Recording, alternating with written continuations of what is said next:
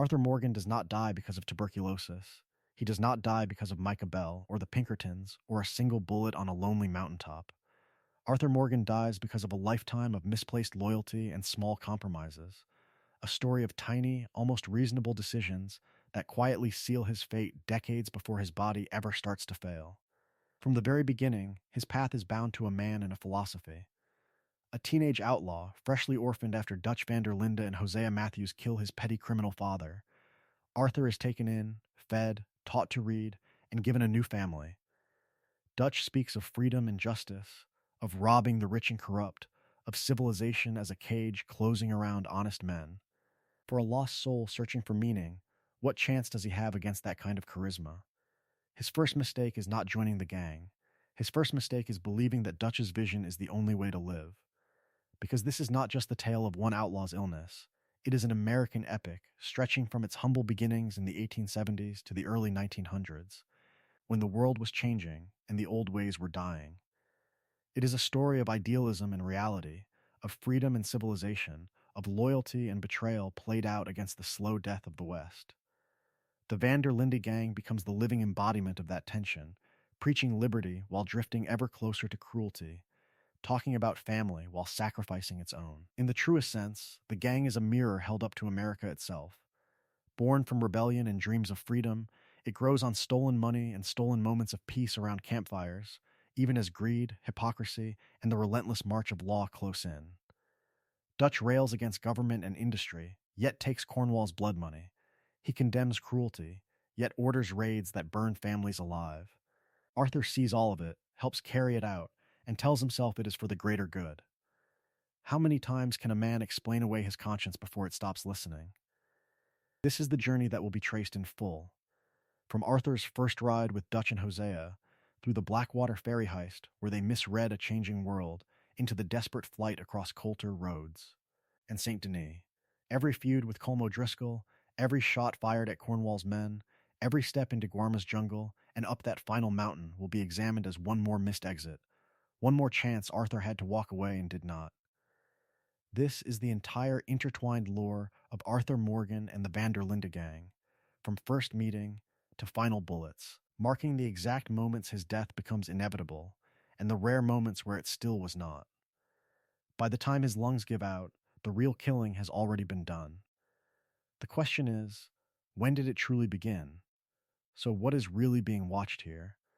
Not just a tragic ending on a mountaintop, but a story of cause and consequence, of one man's loyalties hardening into the bars of his own prison long before tuberculosis ever touches his lungs.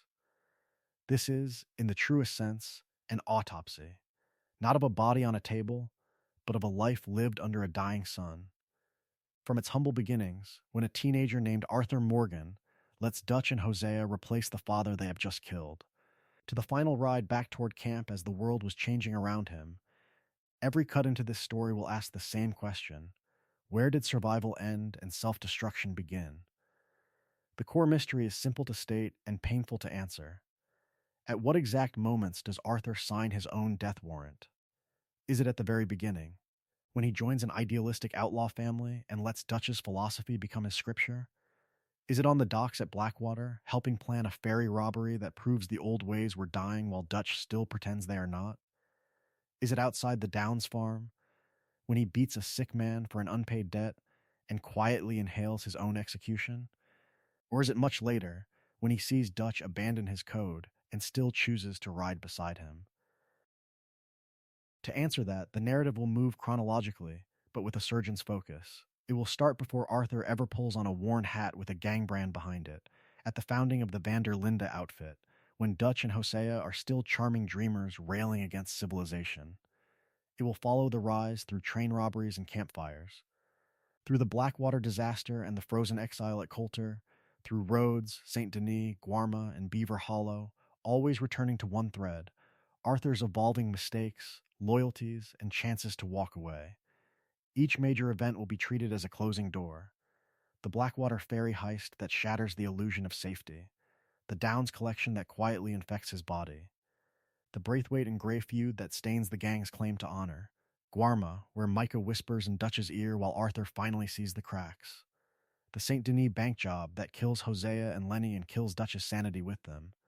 And, at the end, the choice to save John, to turn on Micah, to accept that redemption of the soul cannot recall a sentence already written in blood.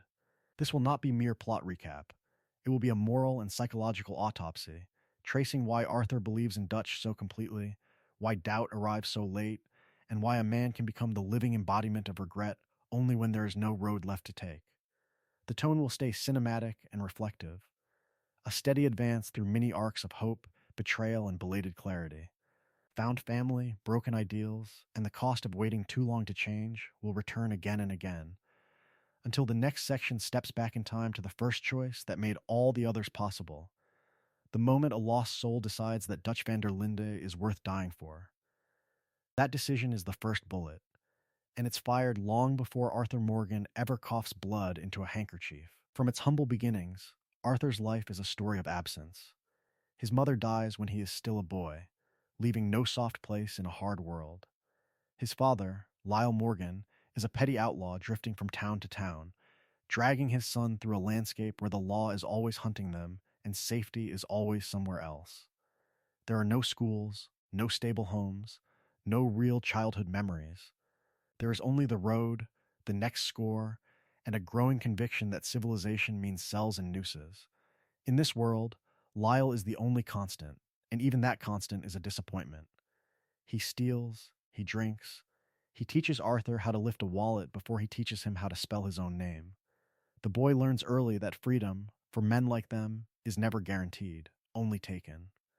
Yet for all his father's failings, Lyle is still family, the last thin thread tying Arthur to anything resembling belonging. That thread snaps in a single violent moment. Dutch van der Linde and Hosea Matthews meet Lyle Morgan as opponents, not saviors.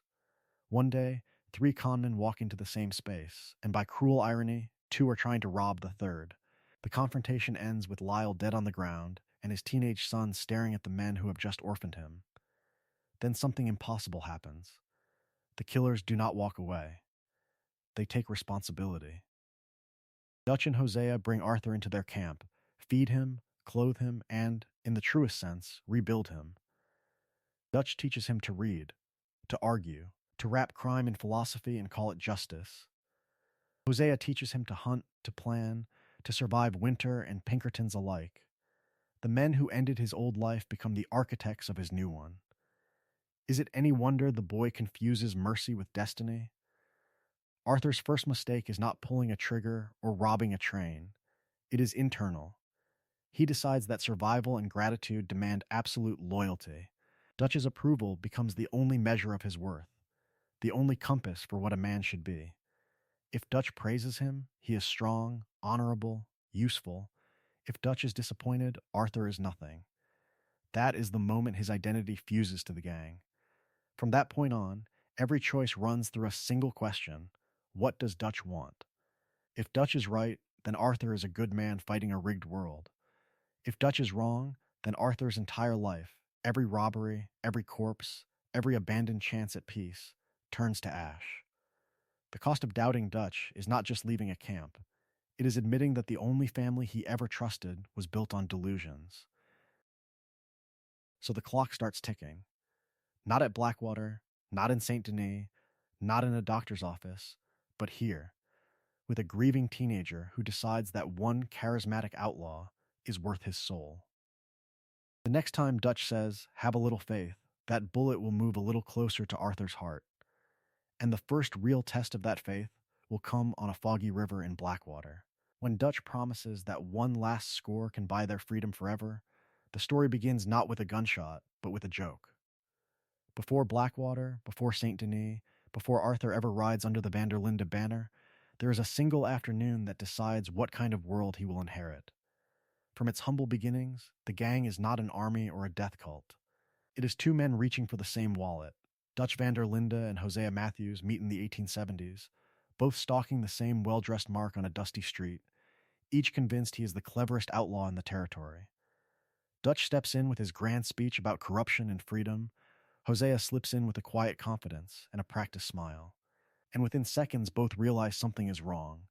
The mark has two hands in his pockets, and neither belongs to him. What follows is not a duel, but a dance. Dutch improvises, turning the failed robbery into a mock political sermon about civilization robbing honest men, while Hosea plays the offended citizen, demanding recompense for this outrage. There would be victim, confused and intimidated, pays them both just to leave him alone. By the time the man hurries off, Dutch and Hosea are laughing, sharing a cigarette on the side of the road. Two rival cons have just talked themselves into a partnership. Dutch is theatrical from the very beginning, the living embodiment of a man who believes words can bend reality. He rails against government, against railroads, against the slow march of civilization that he swears is crushing the poor.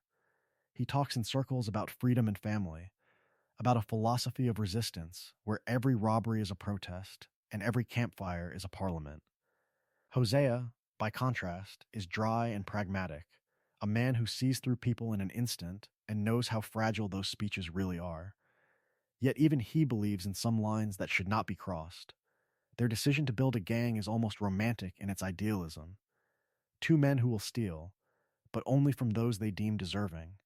Two men who will live outside the law, but in the truest sense follow their own code. No massacres, no pointless cruelty, just clever scores, shared profits, and a roaming family of misfits under the open sky. In those early years, it feels less like a criminal enterprise and more like a story of dreams taking shape on the edge of a changing world. But the world was changing, and the old ways were dying. The same charm and cleverness that make Dutch and Hosea lovable rogues also arm them with perfect excuses. If every theft is justice, then what happens when the mark is not so corrupt? If the code is written by the leaders, who stops them when the code bends? Their partnership that begins in laughter will, in time, justify blood. When Arthur Morgan stumbles into their orbit as a grieving, angry teenager, he does not join a gang born in slaughter. He joins two men who have convinced themselves they are the heroes of their own legend. That is the foundation of his loyalty, and the first quiet step toward his final hill.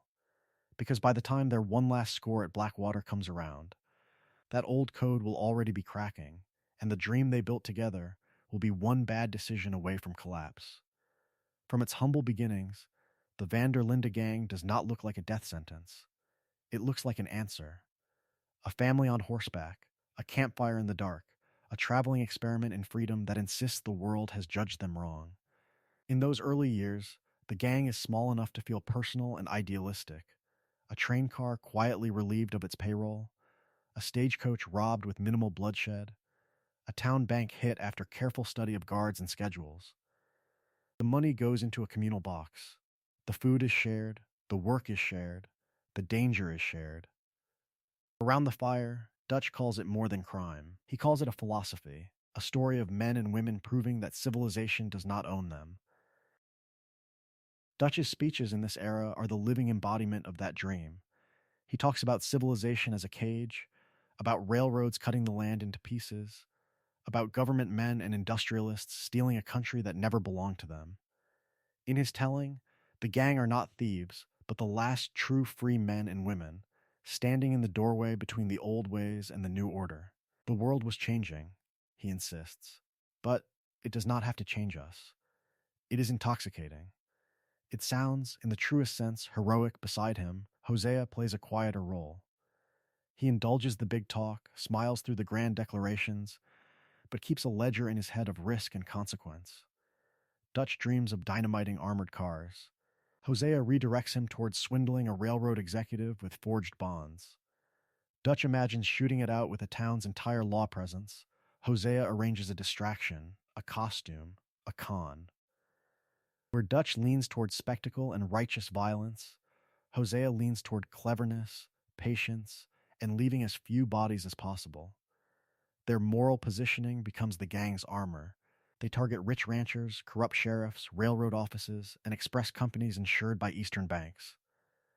They sneer at the O'Driscolls as butchers and kidnappers, tell themselves they are better than every other outlaw band. Yet there are always innocents at the edges, a guard who never goes home, a clerk who loses everything when the safe is emptied, a farmer's wagon taken at gunpoint because the gang needs to disappear. The story they tell about themselves does not always match the story left behind. For a boy like Arthur, that contradiction is invisible at first. He has structure, chores, rotations, rules. He has belonging, shared meals, shared danger, shared laughter. Most of all, he has Dutch, a man who calls him son, who teaches him to read, to shoot, to question the very idea that the law is just. What lost soul turns down a promise that he is part of something bigger than himself, something righteous, something almost holy? That dream will not simply guide Arthur. In time, it will be weaponized against him, turning loyalty into a chain. And when the world finally proves Dutch wrong at Blackwater, that chain will start to drag Arthur toward the hill where his story ends. But chains are not forged all at once. They begin as hairline fractures in a dream, the first cracks in a code that promised freedom and ended in a grave on a lonely hill. From the very beginning, Dutch spoke in the language of salvation. He called the gang a family, a story of resistance against a corrupt civilization that crushed the weak. Rob a train, and it was not theft, it was justice. Hold up a bank, and it was not greed, it was philosophy in action. Yet even in those early days, the trail behind them told another tale. Dutch would ride into a town declaring that they only took from the rich and deserving. Then the bullets started flying. Panicked store clerks, trembling passengers, wounded guards left groaning in the dust while the gang galloped away with saddlebags full of cash. The speeches said they protected the weak. The bodies suggested otherwise. Was the terrified ranch hand on the floor of a blown open train car really an agent of oppression, or just in the wrong place at the wrong time? Hosea could see that gap, even if he rarely named it outright. He preferred cons to gunfights, nonviolent scams to blood in the street.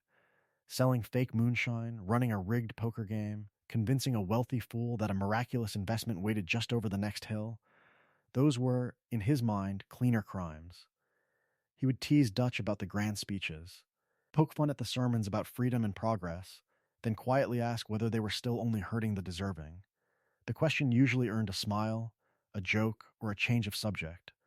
But the question never really went away. Dutch's code of honor was flexible, elastic, always able to stretch just far enough to cover whatever he needed to do.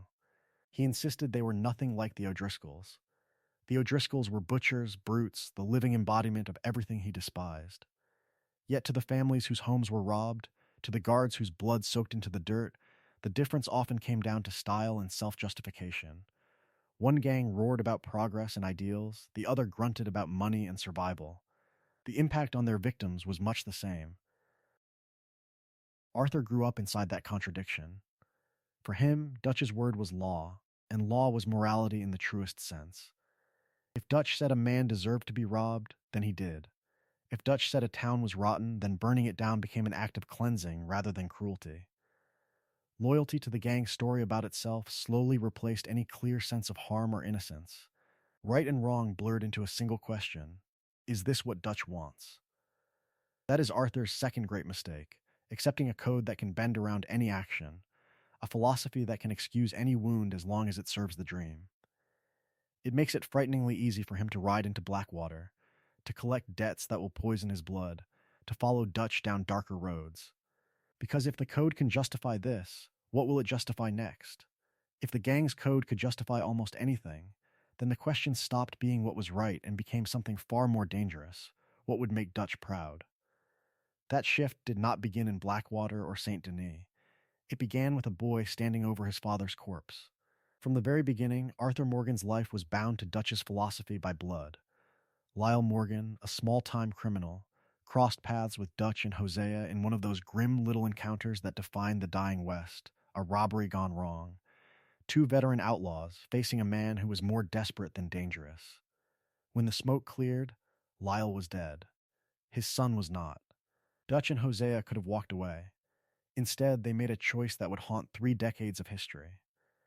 They took the boy in, not as a charity case, but as a test. Could their grand ideas about freedom and family turn the son of a petty thief into something better? Or would he prove that all their talk of honor and principle was just that talk, under Dutch? Arthur's education became almost a project. Dutch taught him to read, pressing tattered books into his hands by the fire, filling his head with speeches about liberty, government, and how civilization was just a prettier form of chains. Outlawry, in Dutch's mouth, was not mere banditry. It was a noble stand against a corrupt world. A story of resistance where every robbery was framed as a blow for the common folk against the rich and the rotten. Hosea balanced that fire with ice. Where Dutch gave Arthur ideas, Hosea gave him tools. He taught him to hunt in the grizzlies, to track a wounded deer across fresh snow, to spot a Pinkerton's posture in a crowded town before a badge ever flashed. He showed him how to con a mark without drawing a gun, how to walk away from a bad job rather than die proving a point. If Dutch spoke in dreams, Hosea spoke in survival.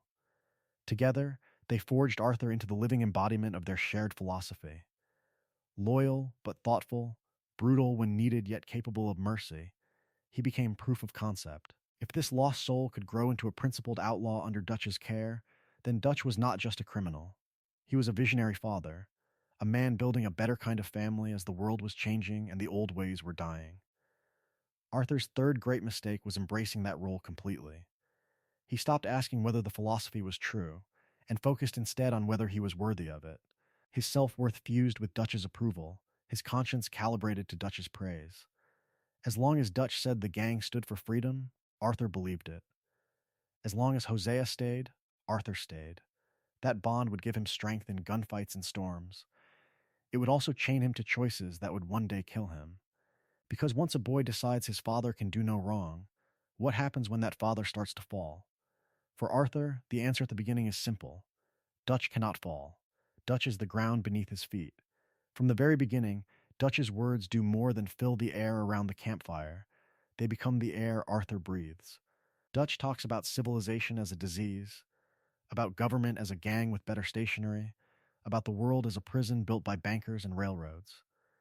Arthur repeats those lines until they are no longer Dutch's arguments but his own convictions. In his mind, there are only two kinds of people, those who are free and those who are chained. The Van der Linde gang becomes, in the truest sense, the living embodiment of that philosophy. They are not just outlaws stealing for themselves. They are a besieged family, surrounded by a corrupt world that does not understand their dreams of freedom. When Dutch calls them brothers and sisters, when he swears they are different from the O'Driscolls and the petty cutthroats, Arthur believes him. Why would a man who saved a lost soul from the gallows be anything but noble? That salvation is Dutch's sharpest weapon. He never lets Arthur forget he was taken in when no one else wanted him, that his father died a small-time criminal, and Dutch offered him something grander than petty survival. Gratitude, repeated often enough, hardens into debt. Dutch frames loyalty not as a choice, but as a moral obligation. Arthur owes the gang his life, his gun, his silence. To question Dutch would not just be disagreement, it would be betrayal of the man who raised him. Camp life reinforces that spell. Nights filled with songs, stories of their humble beginnings, tales of robbing the rich and feeding the poor, of outsmarting Pinkertons and outgunning raiders. Children run between the tents, stray souls taken in and given new names and new futures. In that circle of firelight, it feels true that they are the last good outlaws in a world where the old ways were dying. How could such a family be anything but righteous? This is the psychological trap at the heart of Arthur's story. To doubt Dutch is to doubt his own entire life, every robbery, every corpse left in the dust. If Dutch's philosophy is wrong, then what has Arthur been defending all these years? It becomes easier to ignore the cracks, to explain away Dutch's cruelty as necessary, his failures as bad luck, his delusions as vision others are too small to see. That deep identification with Dutch's dream becomes a story of loyalty and betrayal long before the bullets start flying in Blackwater or St. Denis. Arthur is not merely following orders on those doomed jobs, he is protecting the meaning of his own existence. And when the world was changing faster than Dutch could adapt, that need to believe would quietly steer Arthur toward choices that no amount of gun skill or courage could ever undo. The tragedy is that by the time he finally questions the dream, the cost of believing has already been paid. Arthur's doubts begin as whispers, not revelations. Before Pinkertons on riverboats and bodies in bank lobbies. His first real chance at another life arrives not with a gun in his hand, but a letter in his pocket. Mary Linton is his glimpse of a different world. She is not an outlaw, not a philosopher of rebellion, but a woman who wants a home, a future, a life that does not end in a noose or a bullet. From its humble beginnings in stolen evenings and awkward visits to theaters and city streets, their relationship offers Arthur something the gang never truly can: the possibility of peace. A small house, honest work, the quiet dignity of surviving long enough to grow old. Yet even in those early meetings, the gang sits between them. Mary writes to him at Horseshoe Overlook, begging him to come help her family, to stand beside her as something more than Dutch's enforcer. Arthur goes. He cares. He tries. But every step is haunted by the camp waiting behind him.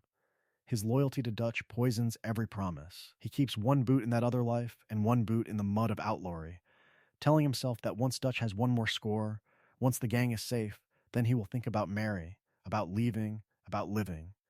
This becomes the pattern that quietly kills him. In the truest sense, Arthur cannot even imagine walking away without calling it betrayal. Dutch saved a lost soul and gave him a family, so how could he abandon that family for his own survival?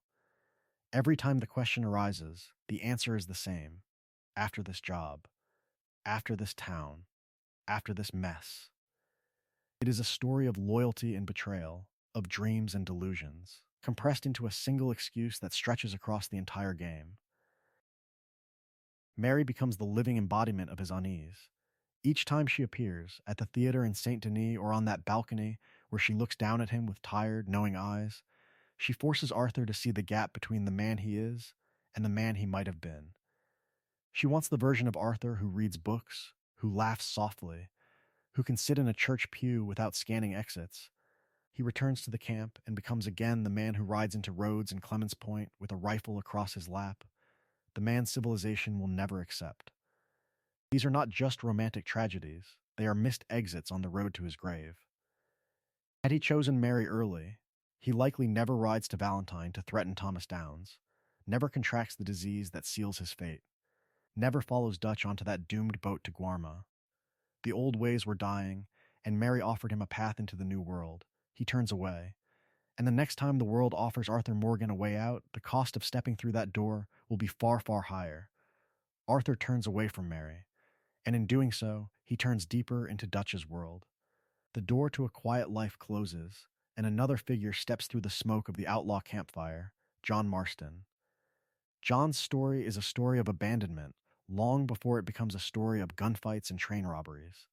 Orphaned young, passed between cold institutions and cruel men, he is beaten, worked, and half-starved in places that pretend to be homes. From its humble beginnings, his life is a lesson in what happens when civilization wears a kind face and a hard fist. He runs away as a boy and spends his early teens on the road, stealing to eat, sleeping in ditches, coming very close to dying in the mud and snow.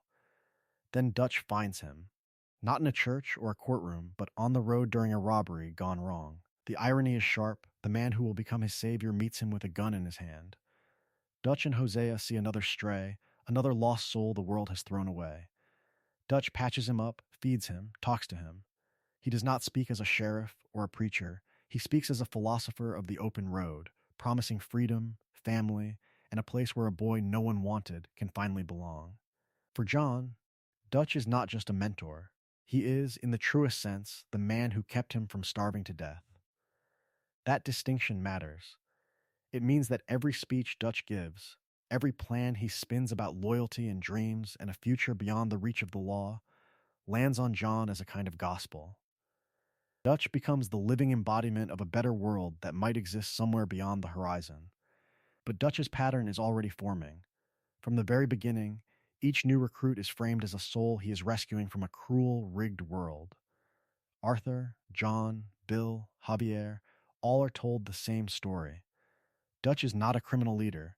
He is a benevolent father, a teacher, a man standing against hypocrisy and betrayal.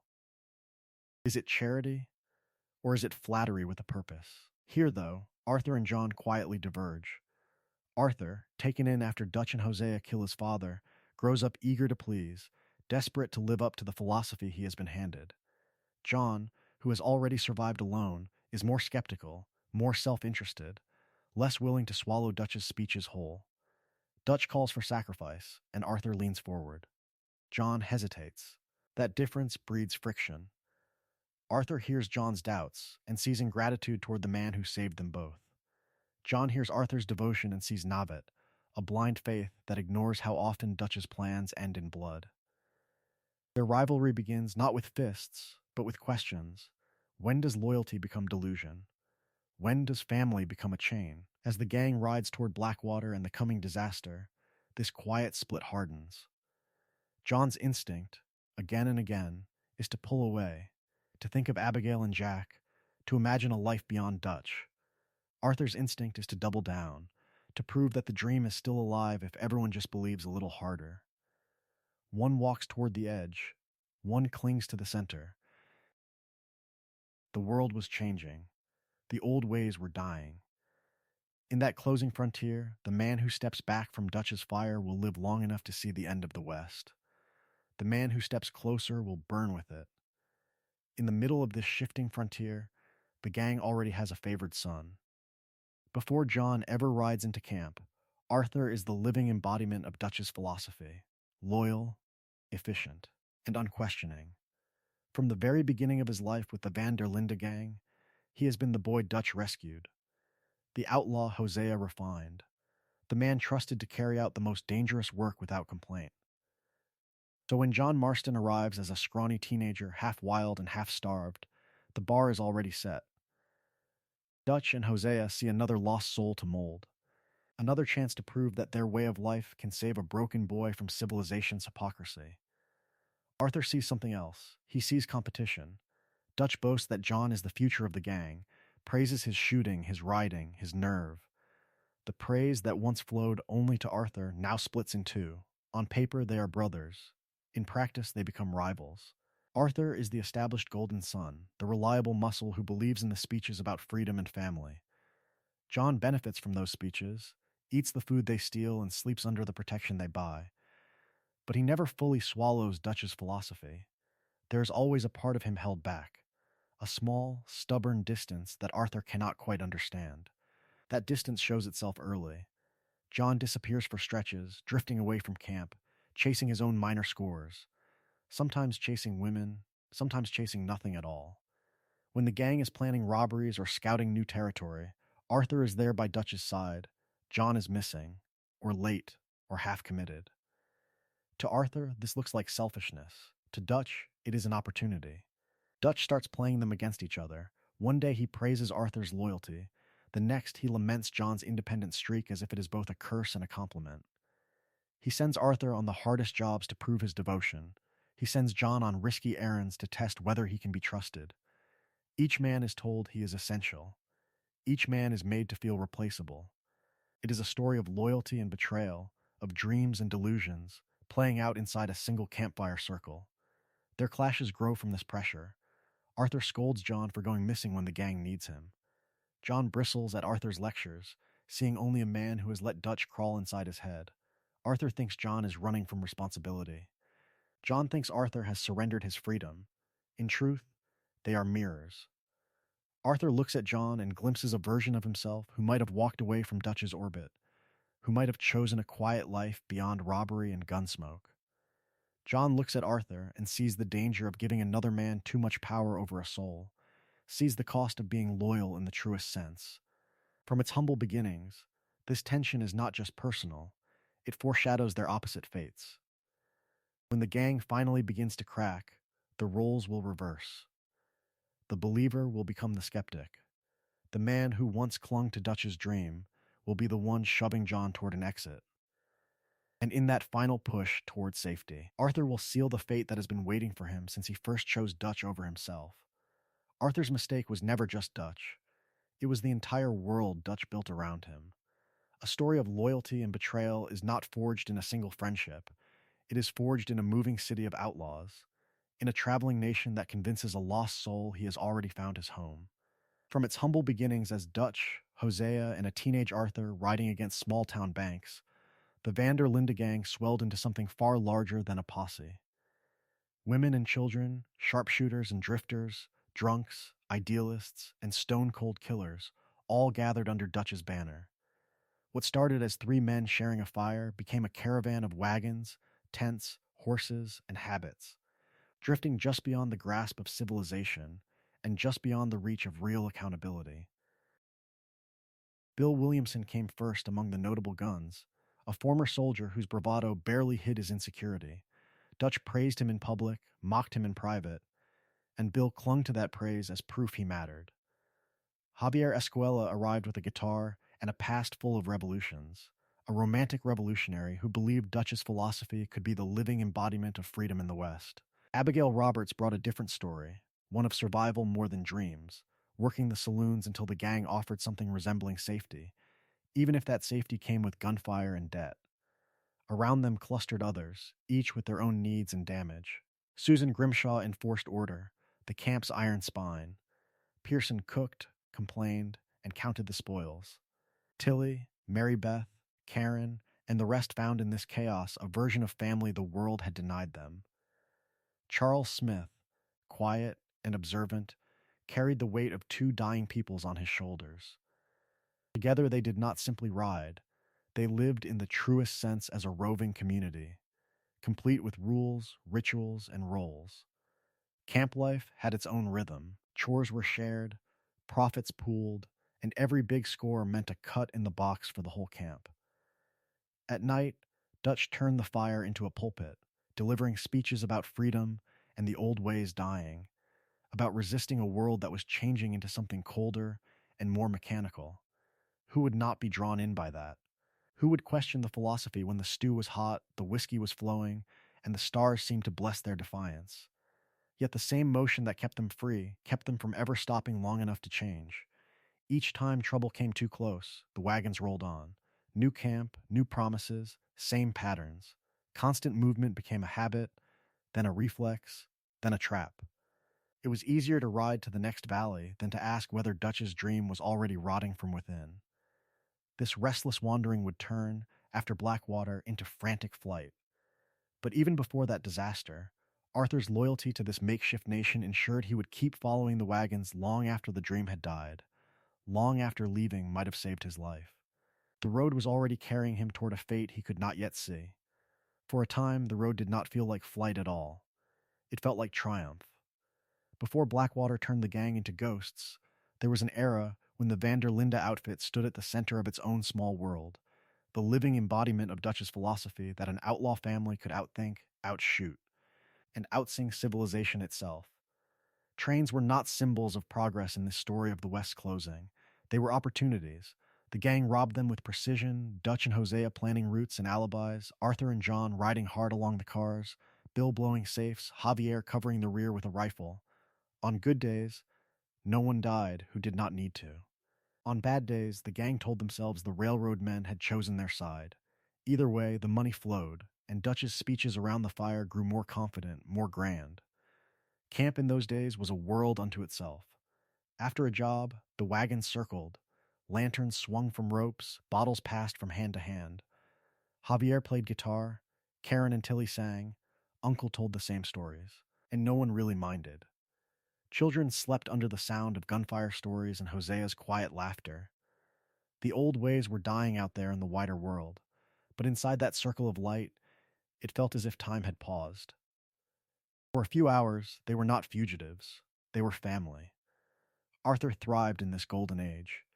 He was Dutch's right hand in the truest sense, the man sent to collect debts, to negotiate with nervous informants, to step between the camp and whatever threat approached. Respected by the hard men, feared by those who crossed the gang, quietly trusted by the women and the children, he finally occupied the role Dutch had promised him from the very beginning. A boy with no father had become the protector of an entire nation on wheels.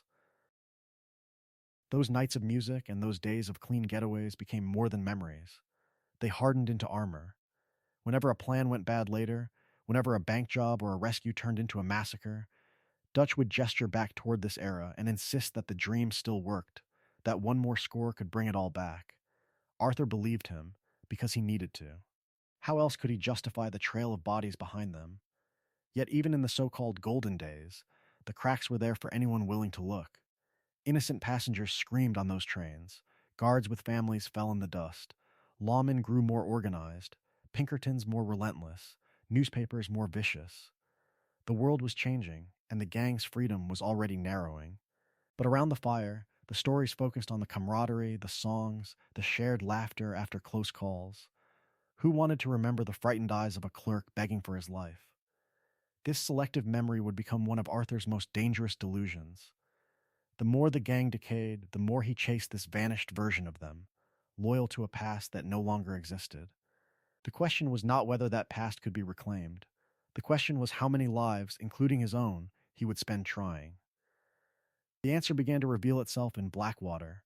The answer began to reveal itself in Blackwater, not in a single bullet or betrayal, but in the slow realization that the world was changing faster than Dutch's philosophy could keep up. On the shores of that growing town, the Van der Linde gang stood at the edge of two eras.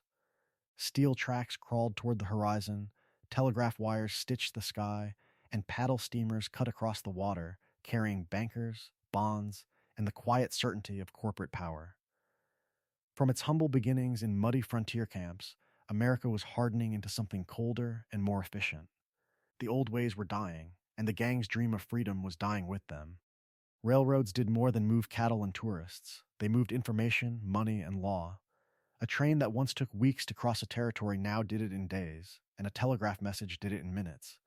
Towns that had been dusty outposts when Dutch and Hosea first rode through were swelling into small cities, with brick banks, proper police forces, and ledgers that balanced to the cent. The wilderness that had once hidden outlaws now came with surveyors, fences, and railroad guards who did not scare easily. For an outlaw family built on disappearing into the cracks of civilization, those cracks were closing. Banks standardized their procedures, hired private security, and locked their vaults on timetables coordinated across hundreds of miles. Sheriffs could wire ahead, warn the next town, and have a posse waiting before a gang even arrived. Each robbery became riskier, each escape route shorter.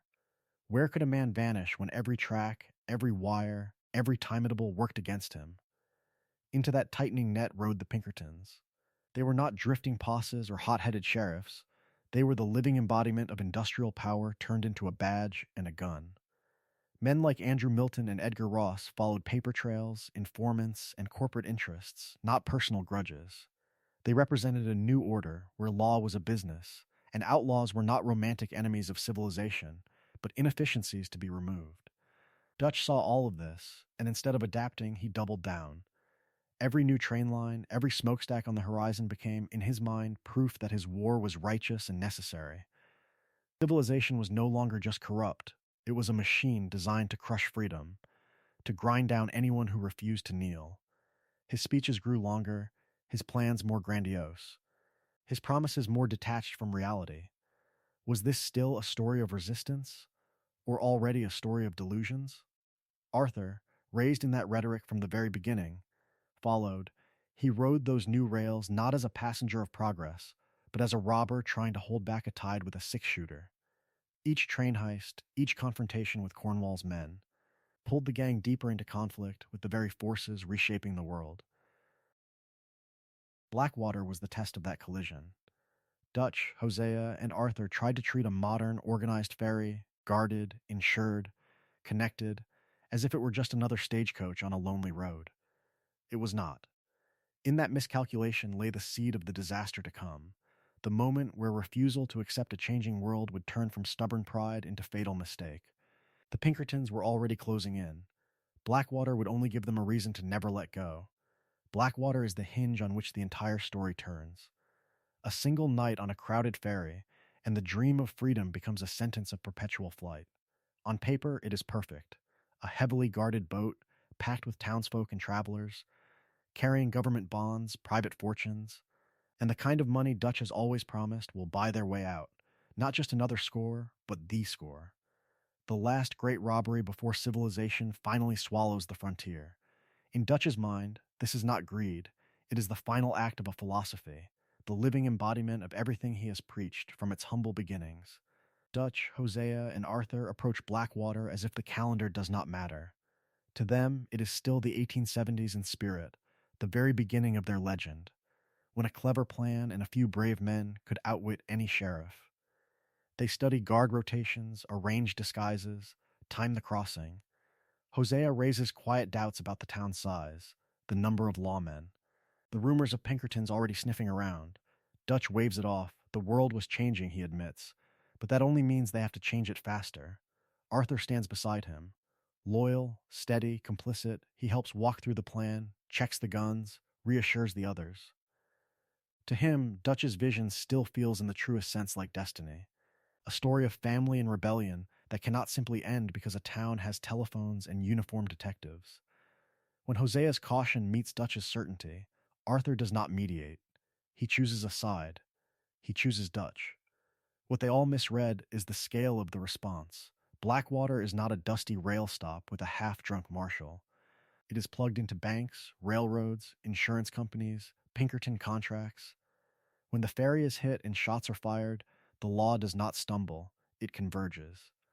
Coordinated, armed with repeating rifles, backed by telegrams that can summon more guns in hours. The old ways were dying, and the town's entire reaction is proof. The job goes wrong. Civilians die. Guards die.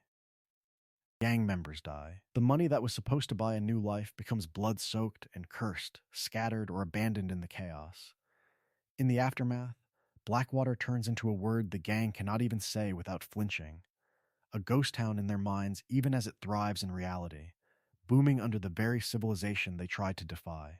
Forced to flee into the snowbound mountains at Coulter, half-starved and hunted, they tell themselves it was bad luck, a trap, an injustice to be avenged.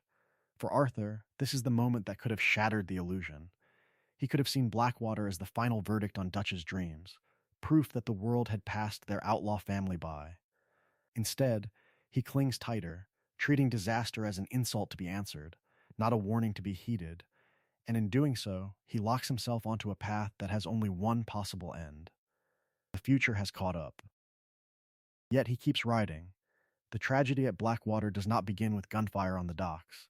It begins with an idea in Dutch's mind. A final grand gesture in a world that no longer has room for grand gestures at all.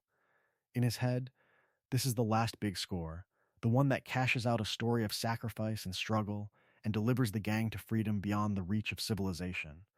Dutch convinces himself that the ferry is not just another robbery, but a doorway. Take the money, vanish west or south, disappear into some imagined paradise where the Pinkertons cannot follow and the old ways are not yet dying. From its humble beginnings, the gang has survived on this belief. One more haul, one more winter, one more miracle. Now he frames Blackwater as the culmination of that philosophy, the living embodiment of every promise he has ever made around a campfire. But the world was changing, whether Dutch admits it or not. Blackwater is no dusty frontier town, it is a polished symbol of the new America, with armed guards on the ferry, telegraph lines humming, and Pinkerton agents moving through the streets in plain sight. Hosea feels it in his bones. The law is better organized, the banks more cautious, the margins thinner. Their outlaw methods, once daring, now look clumsy against a system that has learned their tricks. Warning signs pile up. Increased Pinkerton activity. Better rifles. Nervous whispers in town that the Vander Linde gang has grown too bold for its own good. Hosea urges caution, even retreat, sensing that the very beginning of their way of life is being written out of history. Dutch hears him, but does not listen. To retreat now would be to admit that the dreams have become delusions. Arthur stands in the middle of this, not as a strategist, but as an enforcer. His role, in the truest sense, is to make Dutch's plans real through force and loyalty. He has the experience to see the danger, yet he does not question the scale of the job or the changing nature of the world. Why would he? Dutch and Hosea raised him. This family is his compass, even as that compass starts to spin. When the robbery spirals out of control, the mask finally cracks. Dutch kills a hostage on the ferry, a moment of panic and pride that turns a risky job into open war. The law responds with overwhelming force, rifles on the rooftops, boats swarming the docks. The illusion of control ripped away in seconds. This should be the verdict on Dutch's philosophy. Instead, Dutch insists that they have been betrayed, that the world has turned on them for daring to seek freedom, and Arthur believes him. That is his mistake. Rather than reassessing his faith, he doubles down, treating Blackwater not as a sign that the old ways were dying, but as proof that they must fight harder, run farther, cling tighter to the man leading them off a cliff. In that choice, he chains himself to a doomed course, and Blackwater becomes not an ending, but the first step toward an even bloodier disaster still to come. So when the gun smoke over Blackwater finally thinned, it did not reveal triumph or profit. It revealed exile. In a single botched robbery, this proud, roaming outlaw family, went from the living embodiment of defiant freedom to a shivering line of riders vanishing into a blizzard, hunted, hungry, and already half defeated. The retreat into the grizzlies is not a tactical withdrawal, it is a flight. Horses stumble through waist-deep snow, wagons crack under the weight of what little the gang can carry, and every breath burns in their lungs. Men who once rode into towns with music and laughter now huddle in the dark, whispering about Pinkertons, dead civilians, and a ferry that should never have been touched. From its humble beginnings, this was a story of swagger and certainty. Now it is a story of cold and doubt. Up in Coulter, the wind never stops. Canvas flaps, teeth chatter, and the camp that had once been a moving celebration of Dutch's philosophy becomes a row of dim lanterns barely holding back the night. Food runs low, tempers run hot. Civilization feels distant, but the law feels close. Every howl of the storm sounds, in their minds, like the distant echo of a posse. In that misery, Arthur shifts. The enforcer becomes, in the truest sense, a caretaker. He rides out into the white void to hunt deer and rabbits, trudging through drifts that swallow his boots, trying to keep the gang from starving. He answers Dutch's call to search for John, following Javier into the mountains, where John is found torn up, half frozen, a lost soul clinging to life on a cliffside. Arthur hauls him back through the storm, cursing and grumbling, but never hesitating. Who else is going to keep this fragile family together? Around the campfires, Arthur repeats Dutch's promises. This is temporary. The world was changing, but this is just a bad chapter, not the end of the book. Once they get the Blackwater money, Dutch says, they will disappear. Find some corner of the world where the old ways were not yet dying, where their dreams can still breathe. Arthur believes him. Or rather, he chooses to. Because that money, buried and unreachable in Blackwater, becomes more than a botched score. It becomes a symbol, a ghost. It is hope and condemnation wrapped together, the fortune that will save them, and the weight of every innocent killed to get it. Every empty plate in Coulter, every fevered cough, every argument around the fire circles back to the same refrain. The money. The ferry, Blackwater, Arthur feels the strain. He sees Hosea's quiet worry, Abigail's anger, John's shame. He hears the edge in Dutch's voice when anyone questions the plan. Yet in those mountains, he makes another silent, devastating mistake. He tells himself Dutch is simply unlucky, a great man struck by misfortune, not the architect of their disaster. By framing catastrophe as bad luck rather than bad leadership, he postpones the reckoning that might have saved him and the gang from the even bloodier trials still waiting down the mountain. The snow thaws, the rivers run, and the gang comes down from the clouds as if descending from a bad dream. The move from Coulter to Horseshoe Overlook feels, for a moment, like waking up. Warm grass underfoot, trees instead of white walls of ice, and the little railroad town of Valentine sitting nearby like an invitation to start over. Dutch seizes that feeling instantly.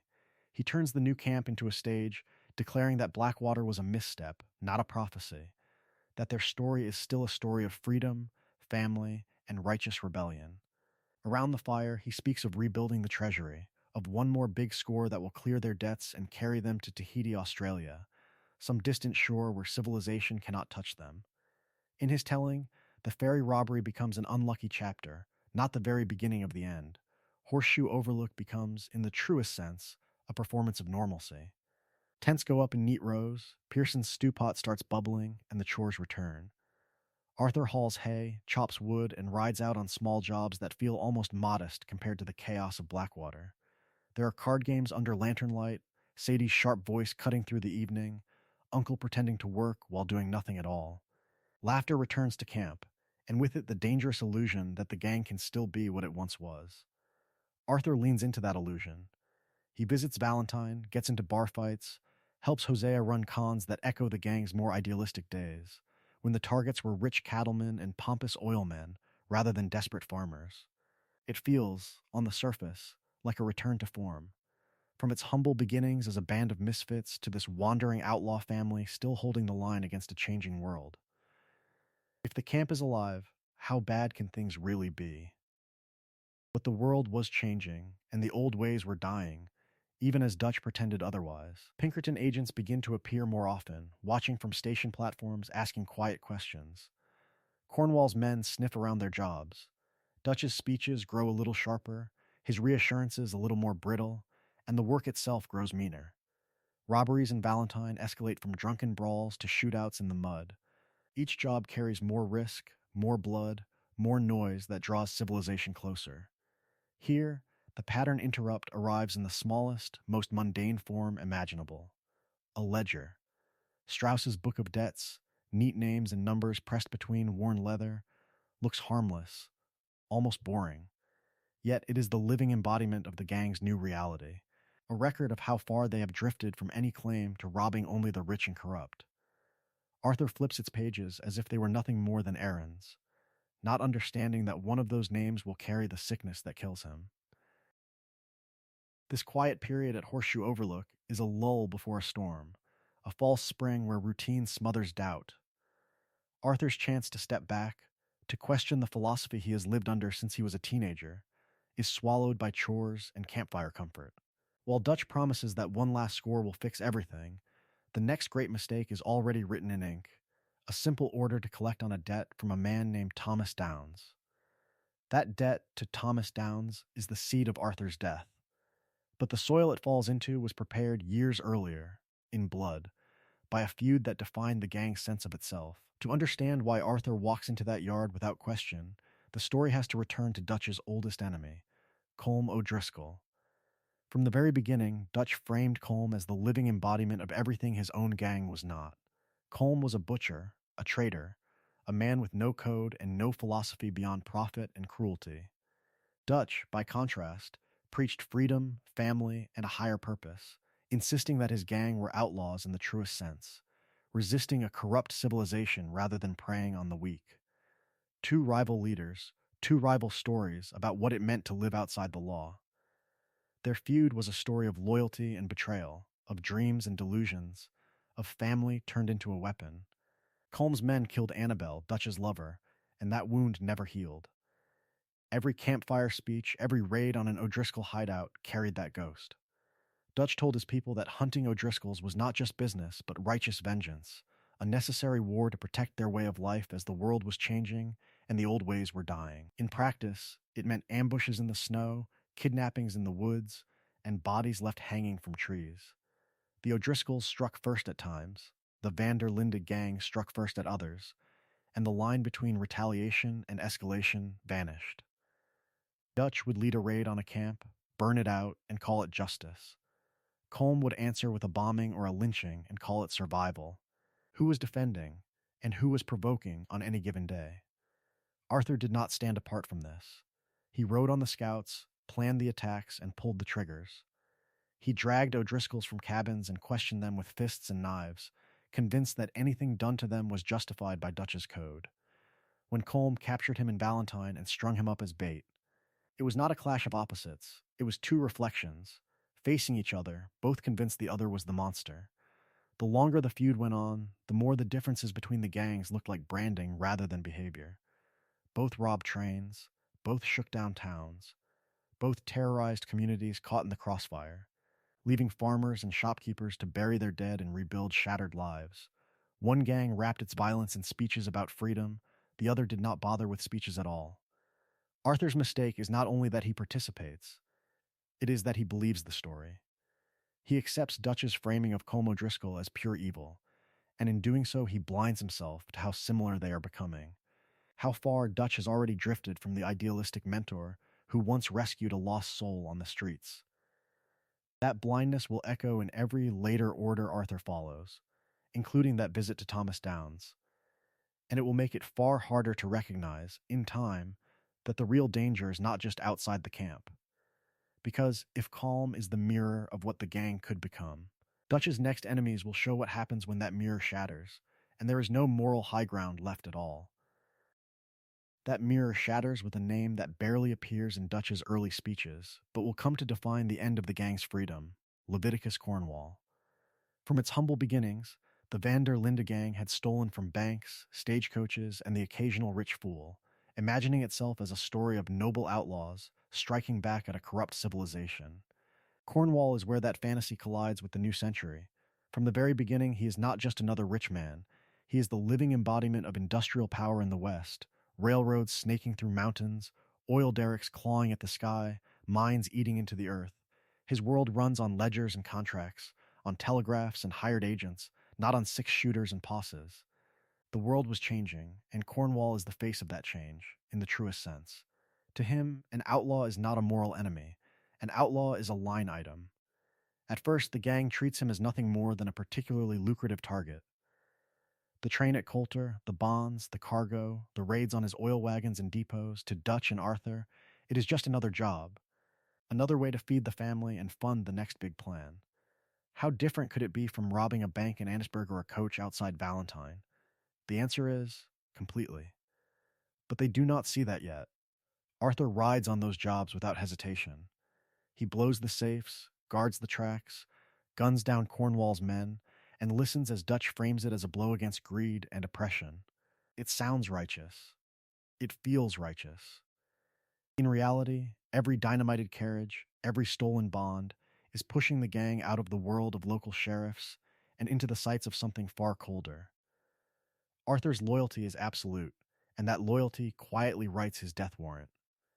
Cornwall's response is not a blood feud, it is a business decision. He calls in the Pinkerton National Detective Agency, men like Milton and Ross who speak the language of warrants and federal authority while carrying repeating rifles and a mandate to crush resistance. He tightens the net around the gang's camps, pressures local lawmen, leans on politicians, and turns Dutch's wandering outlaw family into a priority problem for the industrial machine of the new America. To Cornwall, this is not personal, it is about control. This is another turning point. The old ways were dying, and Dutch chooses, again and again, to meet the new world head on with bravado instead of caution. Arthur follows him into confrontations with a man who has more money, more men, and far more patience than any outlaw can ever match. How can a campfire philosophy compete with railroads and telegraphs? How does a dying code stand against a corporation that can simply outweight it? By the time Cornwall steps off the train in Valentine, flanked by agents and fury, the gang is no longer a roaming band of thieves. It is prey. And the next time Dutch pulls a trigger in Cornwall's direction, he will drag Arthur across a line that there is no coming back from. Cornwall makes the gang prey. Rhodes shows how easily prey can be herded. South of Valentine, the world slows down but rots deeper.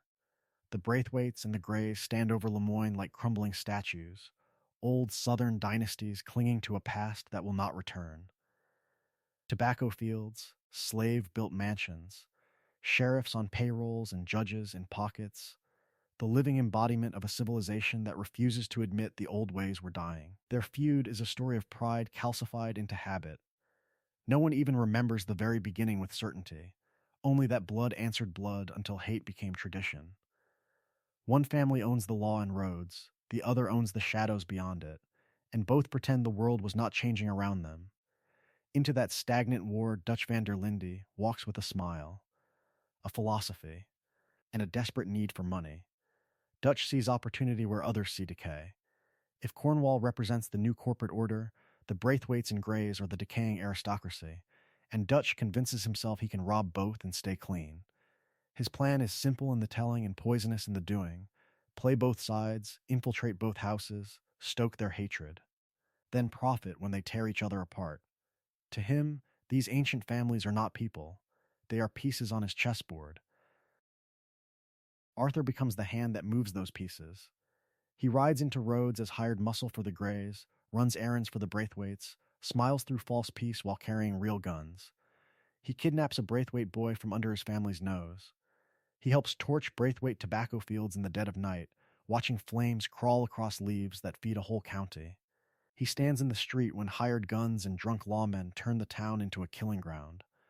On the surface, it feels, to him, like from its humble beginnings, another clever Dutch scheme to rob the rich and corrupt, another story of the gang outsmarting a broken world. But the cost is different now. Children are bait and leverage. Innocent workers choke on smoke as fields burn. Townsfolk who never heard Dutch's name die in crossfire they never chose. The gang's code about not hurting the weak does not shatter in one moment. It erodes, mission by mission, until the line is hard to see. In the truest sense, Arthur's mistake here is not the violence itself.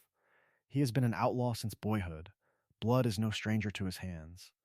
The mistake is what he refuses to acknowledge, that Dutch has shifted from robbing trains and banks to manipulating entire communities, from fighting a system to puppeteering lost souls trapped inside it. The man Arthur follows is changing, and in Rhodes, for the first time, that change endangers more than the gang. It poisons a whole region, and it pulls Arthur one step closer to a death he still cannot imagine.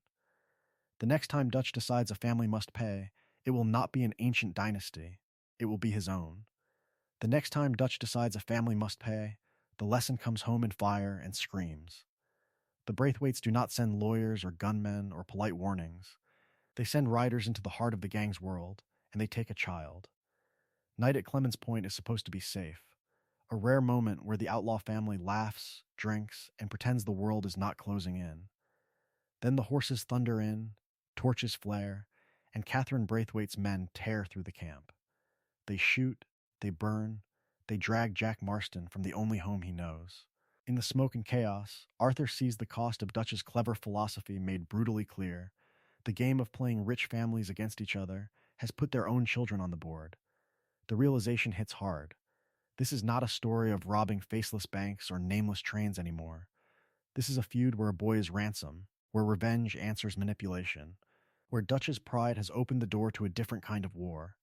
Arthur's loyalty to Dutch has always been fierce, almost reflexive. But as Abigail screams and John breaks, something shifts.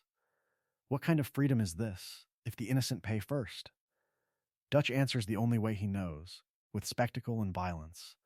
The gang rides on Braithwaite Manor in the truest sense, as avenging angels. Their silhouettes lit by their own rage and by the lanterns they bring to burn it all down. They cut through hired guns on marble steps, storm-gilded hallways, and drag the Braithwaite's legacy into the mud. The old ways were dying, but here, Dutch helps them along with bullets and kerosene. There is a cruel irony in the image, outlaws from humble beginnings tearing apart an ancient dynasty that mirrors everything Dutch claims to hate. Gold-framed portraits crack, silk drapes catch fire, and Catherine Braithwaite staggers out to face the people she underestimated. Jack is pulled from that collapsing world of wealth turned to ash, rescued not into safety, but back into a life that has just been marked as fair game. Arthur rides away furious, protective, and strangely hollow. The victory feels thin. Dutch frames it as justice, as a blow against corruption and cruelty. Yet Arthur has watched a mother lose her sons, a house burn, and a child nearly vanish into that same cycle. How different is Dutch's philosophy now from the plantation aristocracy he just destroyed? When the living embodiment of rebellion starts to resemble the tyrants he fights, what does that make the men who follow him? The answer waits in the swamps.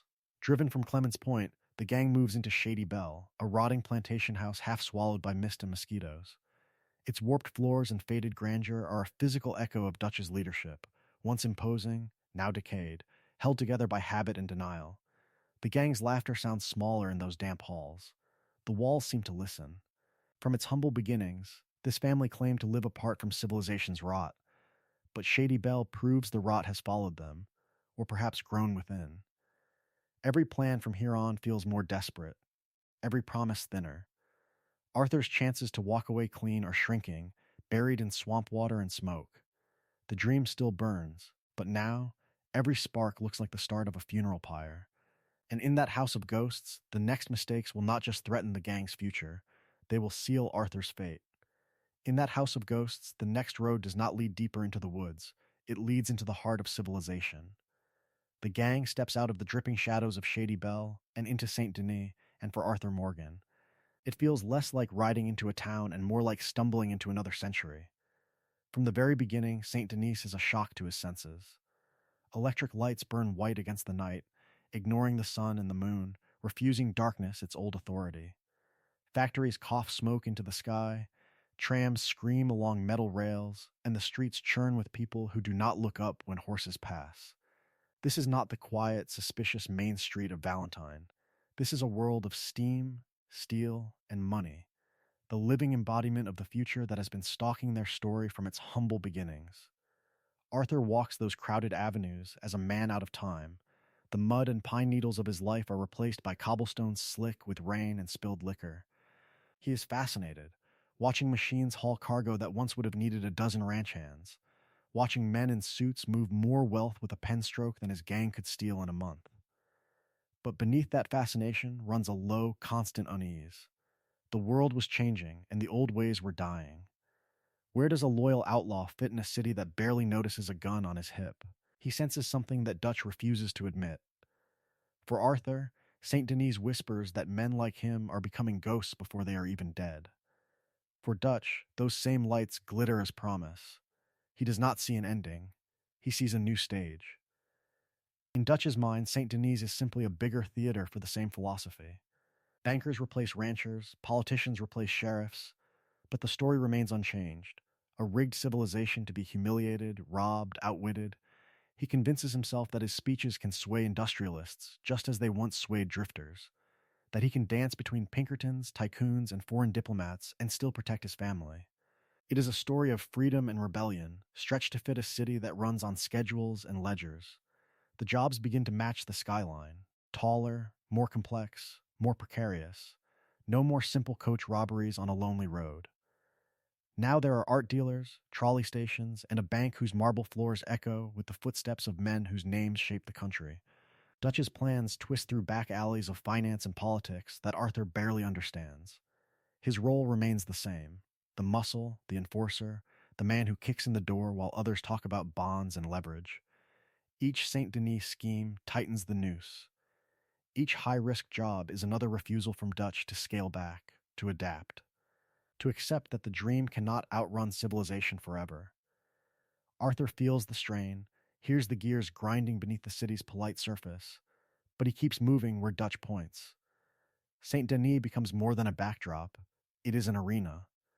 Here, Dutch's ideology will collide with a reality too bright, too loud, and too organized to be charmed away. The old campfire promises can still warm Arthur for a while longer, but in this city of smoke and glass, even he will not be able to ignore the cracks forever. St. Denis dazzles Arthur with its lights and noise, but the real death sentence waiting for him begins far from the city, in ink and numbers on a worn ledger. The Van der Linde gang is a story of guns and grand speeches, but one of its quietest men deals in something colder than bullets.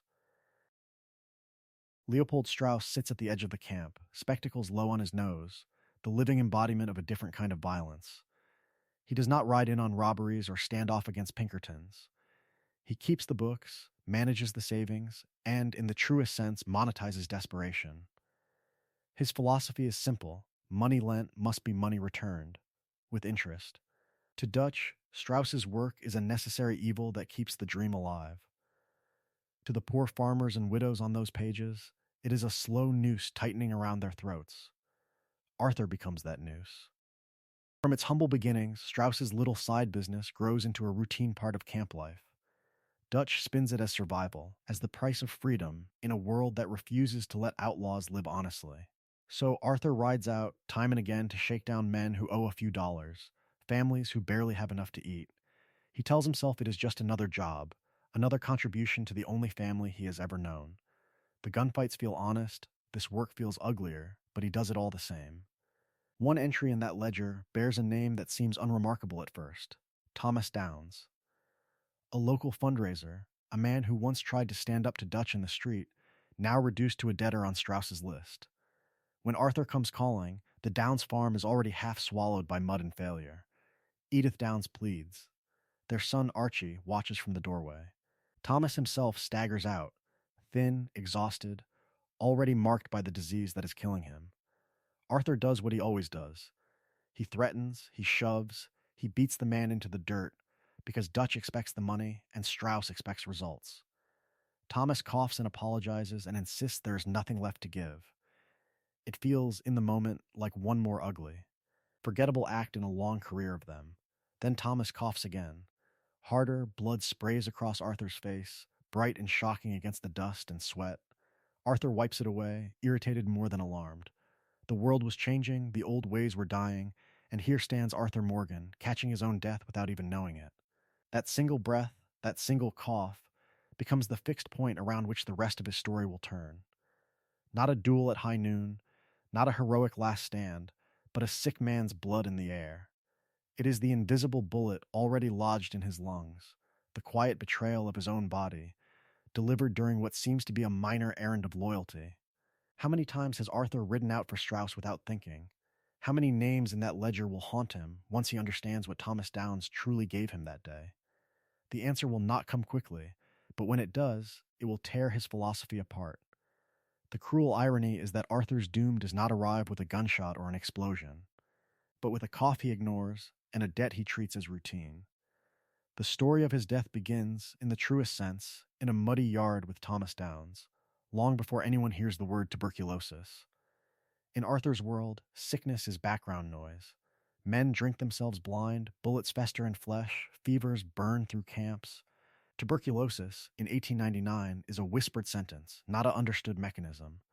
It spreads through the air and through wet, infected blood, clinging to lungs when a sick man coughs or bleeds in another's face. When Downes collapses, hacking and spitting red, Arthur wipes his cheek, curses, and keeps swinging. He treats the spray of blood as just another grim detail of his work as an enforcer, not as the living embodiment of a fatal infection. From its humble beginnings, the Van der Linde gang has survived by ignoring consequences until they kick down the door. This is no different.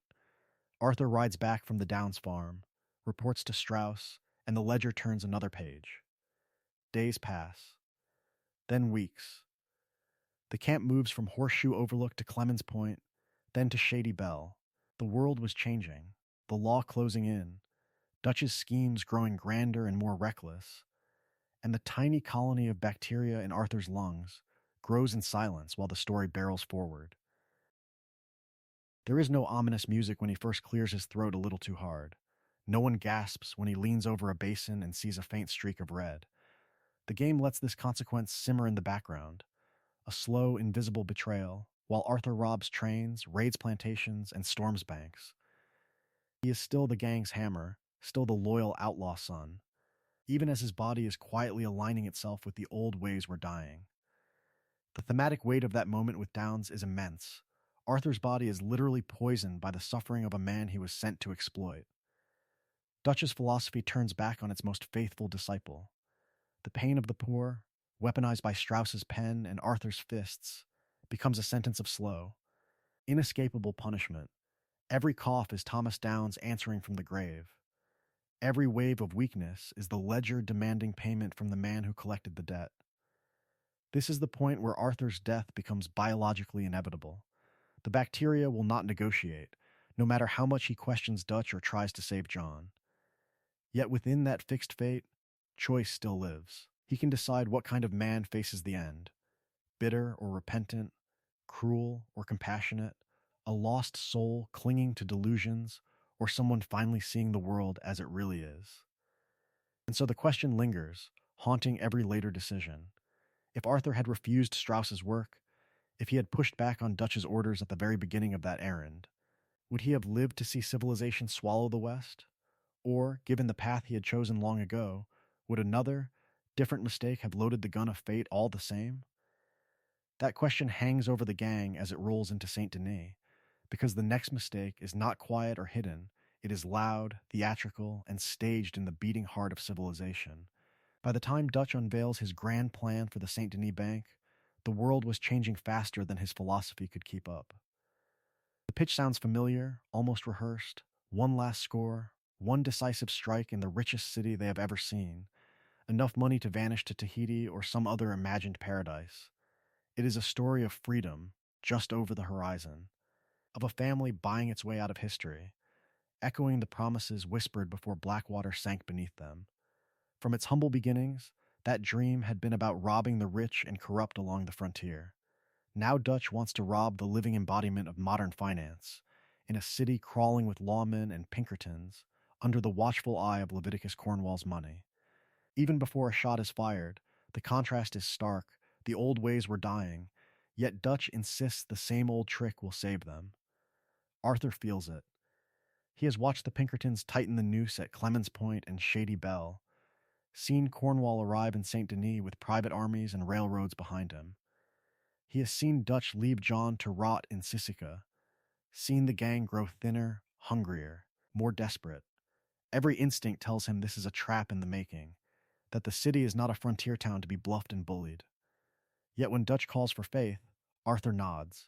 He agrees to lead the charge, to stand beside the man who raised him, because his loyalty is still stronger than his doubt.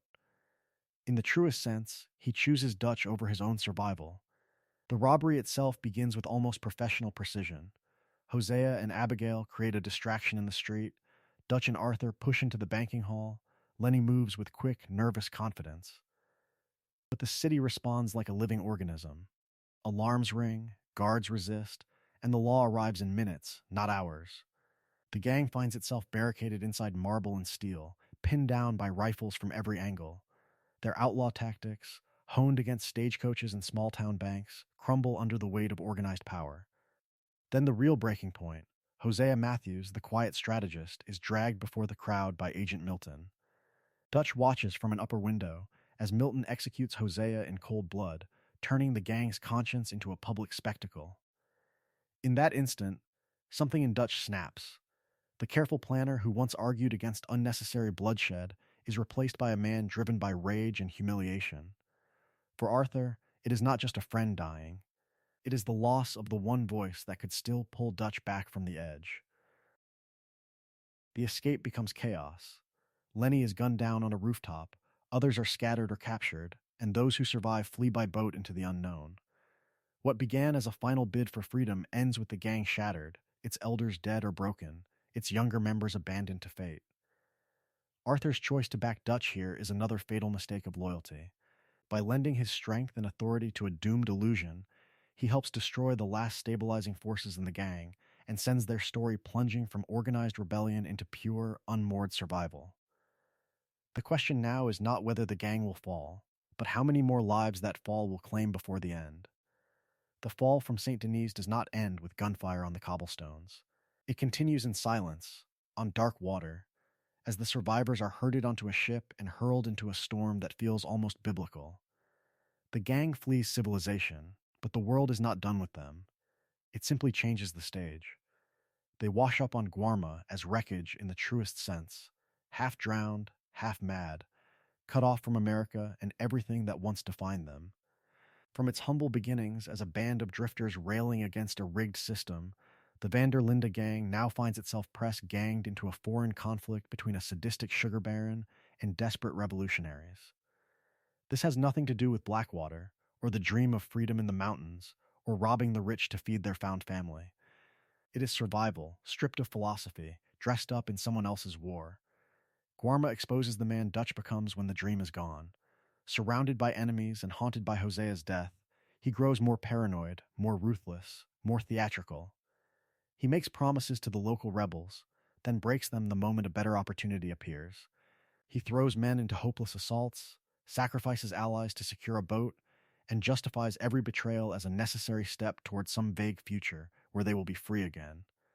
The old ways were dying, but instead of adapting, Dutch clings to the performance of leadership, even as the script stops making sense. Into that vacuum steps Micah Bell. On Guarma, the living embodiment of Dutch's original ideals is gone, Hosea is dead, Arthur is wounded and doubting, John is missing. Micah sees his chance. He fights hard, flatters harder, and is always at Dutch's shoulder, whispering that the world is against them, that only strength and fear will keep the gang alive. He offers not philosophy, but obedience. In Micah, Dutch finds a reflection that does not question him, a loyal soldier Arthur used to be, or at least the version Dutch preferred to remember. Arthur watches all of this with growing unease. He sees Dutch leave wounded men behind, sees him kill when mercy would cost nothing, sees him bargain away the lives of islanders whose only mistake was trusting these foreign outlaws. Was this the man who once taught him to read, to think, to question? Or had that man always been a story Dutch told, to others and to himself? When Arthur finally escapes Guarma and returns to America, he is not just exhausted. He is spiritually hollowed out, carrying the realization that Dutch's dream may have been delusion from the very beginning. Guarma becomes the hinge of his life. Before it, faith. After it, doubt. The tragedy is that by the time his eyes open, Micah's claws are already in deep, and the gang is marching toward Beaver Hollow, where those doubts will collide with something even darker. When the survivors finally stagger back from Guarma, they do not return to the same world they left. The world was changing while they were gone, and in their absence, civilization has closed its fist around them. Saint Denis is the first shock. The city that once felt like a chaotic playground for outlaws now feels occupied territory, crawling with Pinkertons who no longer lurk in the shadows but hunt in the open. Posters are fresher, patrols are heavier, questions are sharper. Hosea is gone, Lenny is gone, the gang's numbers are thinned, and the campfire that once sounded like a rowdy family now crackles over long silences and half-finished sentences. From the very beginning, Dutch's philosophy promised freedom through bold action and clever plans. Now, standing amid the ruins of those promises, he doubles down instead of looking back. Every setback is someone else's fault. Cornwall, Milton, traitors in their midst, a hostile government, a dying frontier. Everyone is to blame except the man giving the orders. He insists they are one score away, that Guarma was a detour, not a warning. The dream is not dead, he claims. It is just delayed. This is where Micah becomes the living embodiment of Dutch's worst impulses. With Hosea in the grave and Arthur's faith fractured, Micah slides into the empty space at Dutch's shoulder, always ready with a cruel suggestion delivered as hard truth. More violence, less mercy. No more charity, no more hesitation. Where Arthur counsels caution, Micah whispers opportunity. Where Sadie pushes for targeted revenge and clean exits, Micah pushes for chaos that conveniently keeps everyone too busy bleeding to question the plan. Arthur feels the shift in every conversation. He watches Dutch consult Micah in private, watches plans announced rather than discussed, watches loyalty redefined as obedience. He still feels bound to the gang, especially to the vulnerable ones who never chose this life with clear eyes. Jack, Abigail, John's broken family, the camp followers who only ever wanted shelter. In the truest sense, this is still his family. But he no longer believes the man at its head knows where he is leading them, except deeper into the fire. Each new job becomes a moral equation Arthur cannot solve cleanly. Refuse, and Dutch might turn on him, leaving the others exposed. Agree, and he drags them into yet another blood-soaked promise that never quite pays out. Is protecting them today worth pushing them toward a grave tomorrow? Is staying close an act of loyalty or a slower form of betrayal? From this point on, every robbery, every rescue, every desperate raid is a compromise. Arthur rides out not because he believes in the plan, but because he fears what Dutch and Micah will do without him there to soften the blow. It is a story of dreams narrowing into damage control, of an outlaw who finally sees that the old ways were dying, yet cannot quite bring himself to let them die.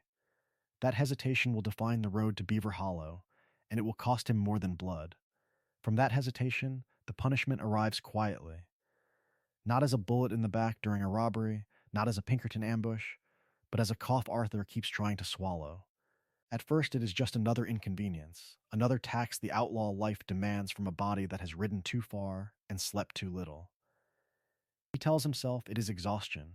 The gang is on the run, the world is closing in, and every day is a sprint between shootouts and narrow escapes. Of course he is tired. Of course he feels weak, his hands trembling when he reloads. His vision swimming when he dismounts after a long ride. He bends double in coughing fits that leave flecks of red on his sleeve, then wipes them away and reaches for his rifle. There is always another job. There is always another crisis. There is never time to be sick. But the body does not care about Dutch's philosophy or the gang's dreams of freedom. The body keeps the books. The coughing worsens, the dizziness lingers, and Arthur, who has survived bullets and knives and prison wagons, starts losing fights with a staircase. The living embodiment of Dutch's creed, the man who has carried this family through snowstorms and gunfights, can barely climb into the saddle without catching his breath. The turning point comes in Saint Denis, far from the campfires and bravado. In a city that represents civilization pressing in on the last outlaws, Arthur walks into a doctor's office expecting a tonic, a lecture about rest, perhaps a bitter joke about too much whiskey and too many late nights. What he receives instead is a sentence. The doctor examines him with clinical detachment, listens to his lungs, asks about the blood. Then the word falls: tuberculosis. No cure. No miracle. No plan to shoot or scheme his way out. Just time, and not very much of it. The room does not explode, but something inside Arthur does. Shock hits first, a stunned disbelief that this, of all things, will kill him. Then denial, a hard flare of anger that after everything he has done, after all the bullets he has outrun, it is his own breath that will betray him. And then, slowly, grim acceptance. In the truest sense, the diagnosis forces him to look back over the story of his life and see it without Dutch's romantic haze.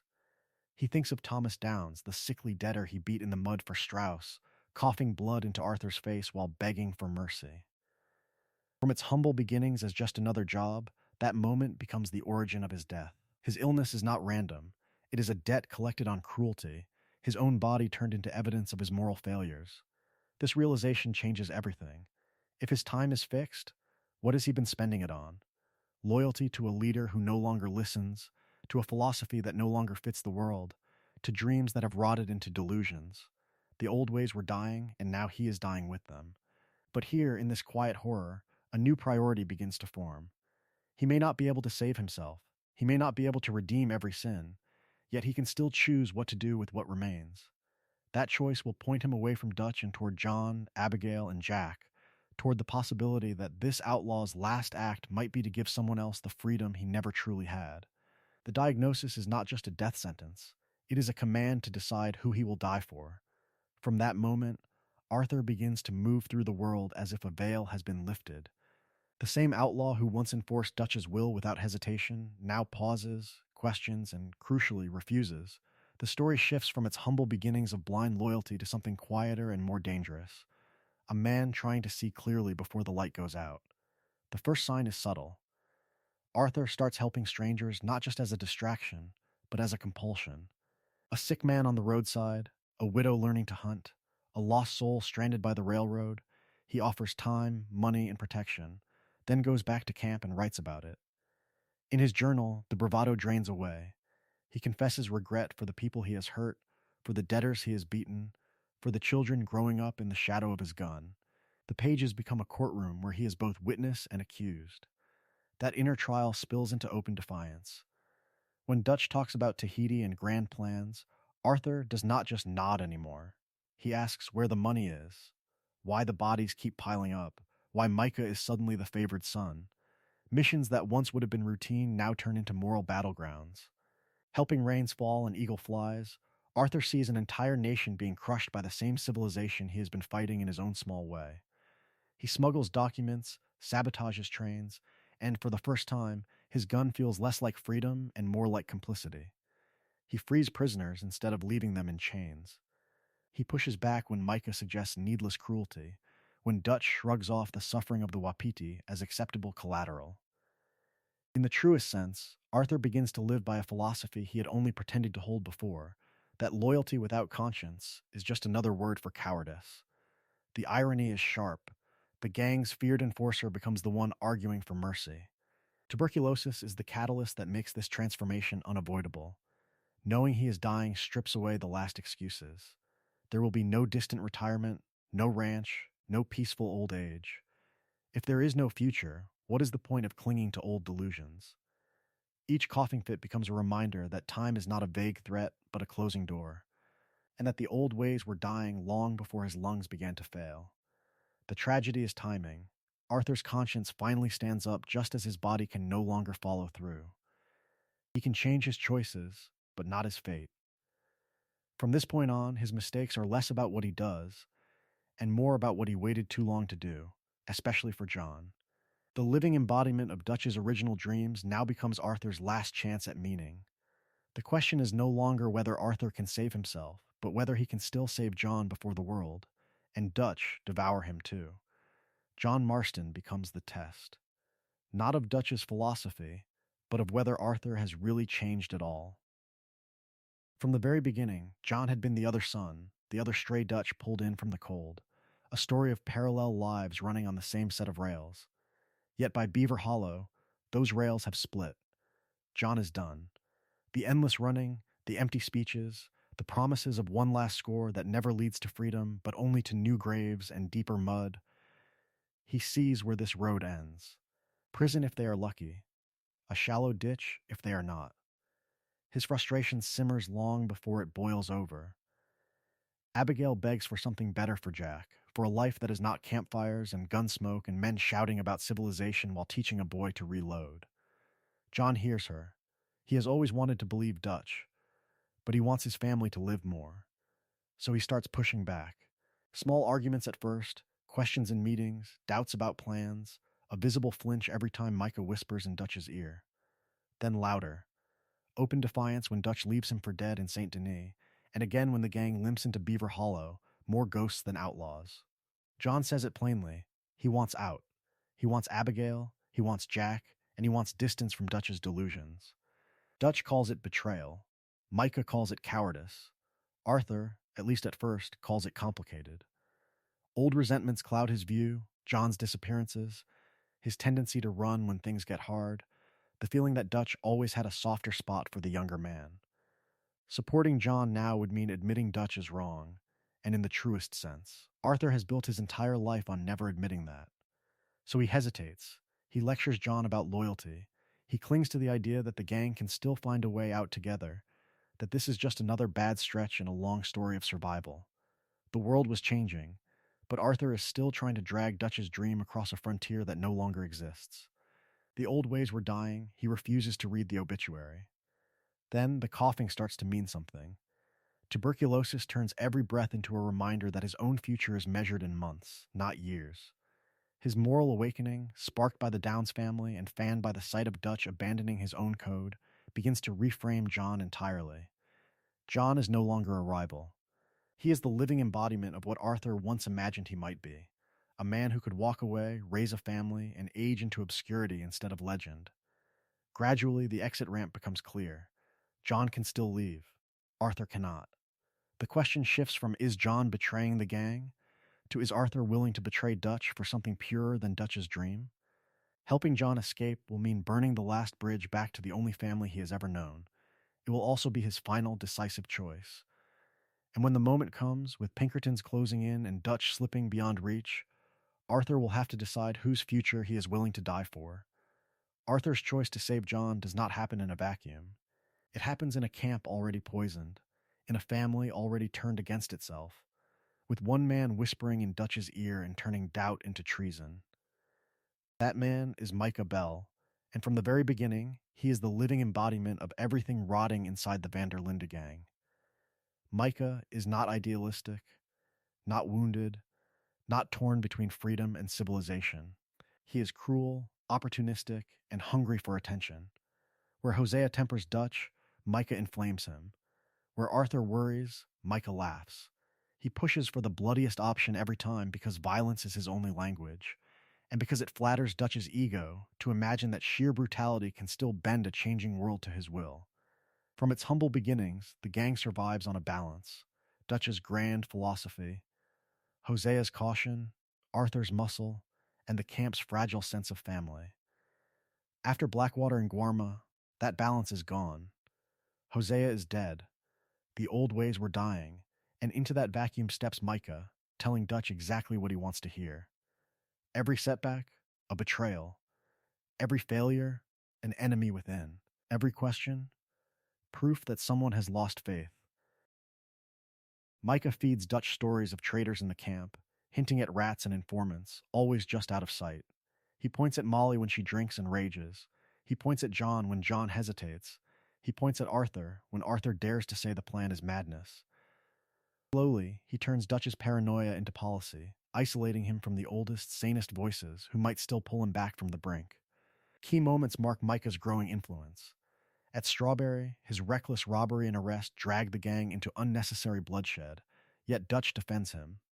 In St. Denis, when Cornwall lies bleeding and the world was changing in ways Dutch no longer understands, Micah urges Dutch to shoot rather than speak, to burn bridges rather than bargain.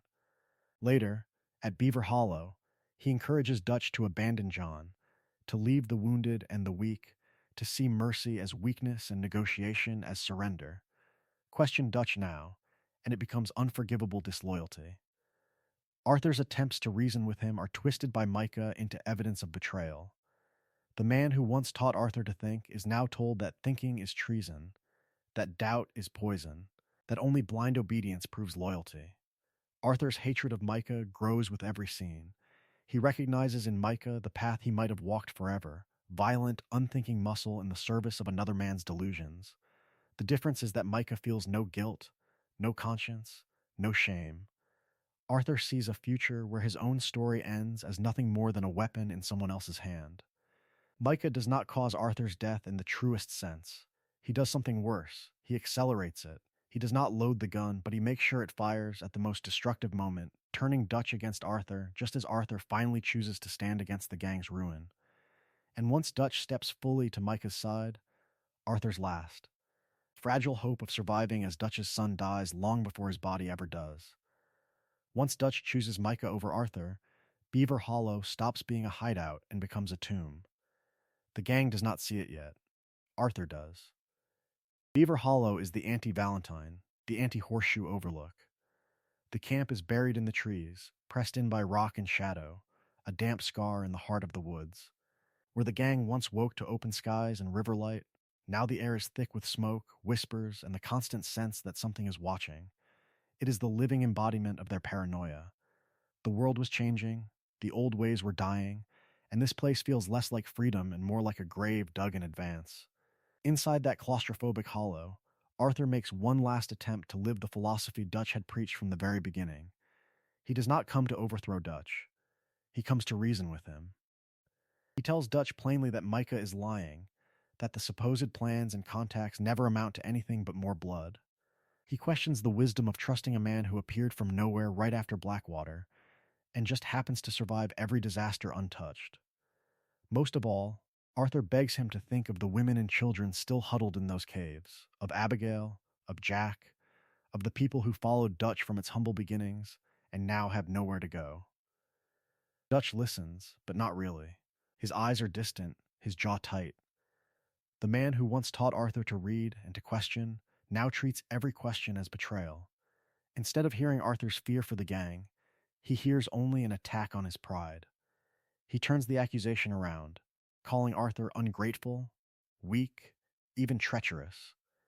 Micah stands nearby, feeding the fire with little nods and poisoned asides. And Dutch believes the new vulture over the old son. This is the cruelest cut. Dutch accuses Arthur of abandoning the family, even as Dutch abandons everything that once made that family worth defending. The binary that once defined their story, freedom versus civilization, shrinks into something smaller and uglier, Dutch's ego versus everyone else's survival. How does a lost soul admit that the man he built his life around is now the greatest danger to that life? In that confrontation, Arthur finally understands. Dutch will not change. No revelation, no proof, no plea for the innocent will ever pull him back from the cliff. The father figure he defended through every robbery, every feud, every corpse left on the road is gone, replaced by a man in love with his own voice and his own delusions. And so, in the truest sense, Arthur corrects his first and deepest mistake. He lets go. He stops chasing Dutch's approval, stops trying to drag the gang back to a dream that died at Blackwater, and chooses his own conscience instead.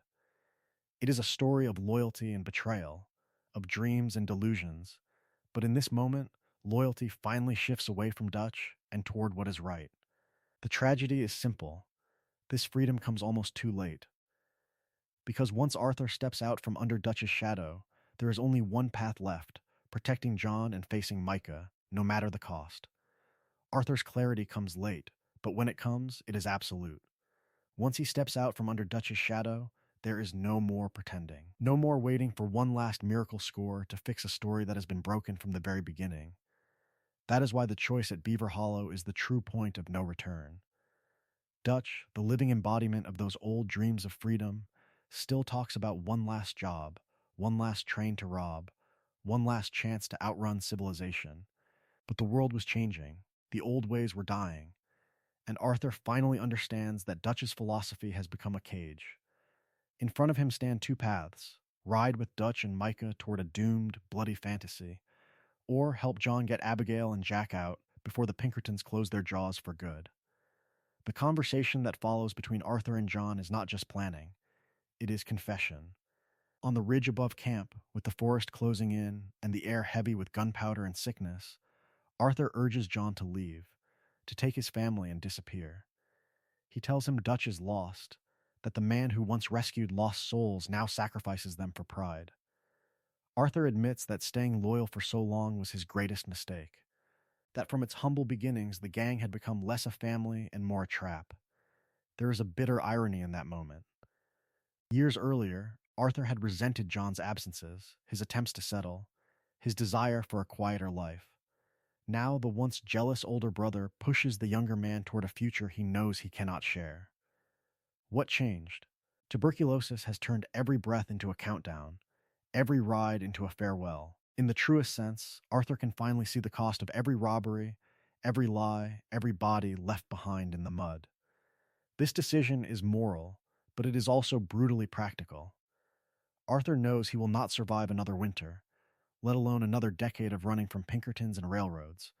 His body is failing, his time is almost gone, and the best use of what remains is not chasing Dutch's delusions, but securing John's escape. If one outlaw can break the cycle, if one child can grow up away from this blood-soaked philosophy, then perhaps the story of the Van der Linde gang will not end in total ruin. In choosing John over Dutch, Arthur accepts his own death, not as a punishment to be dodged, not as a cruel twist of fate, but as a cost he is willing to pay so someone else can walk free. From this point on, every step he takes is toward the end. From the moment Arthur turns his back on Dutch and Micah, the ending stops being theoretical. It arrives on horseback, in gunmetal and blue coats. As the Pinkertons descend on Beaver Hollow and the gang's last refuge finally catches up with its history, the assault is sudden but not surprising.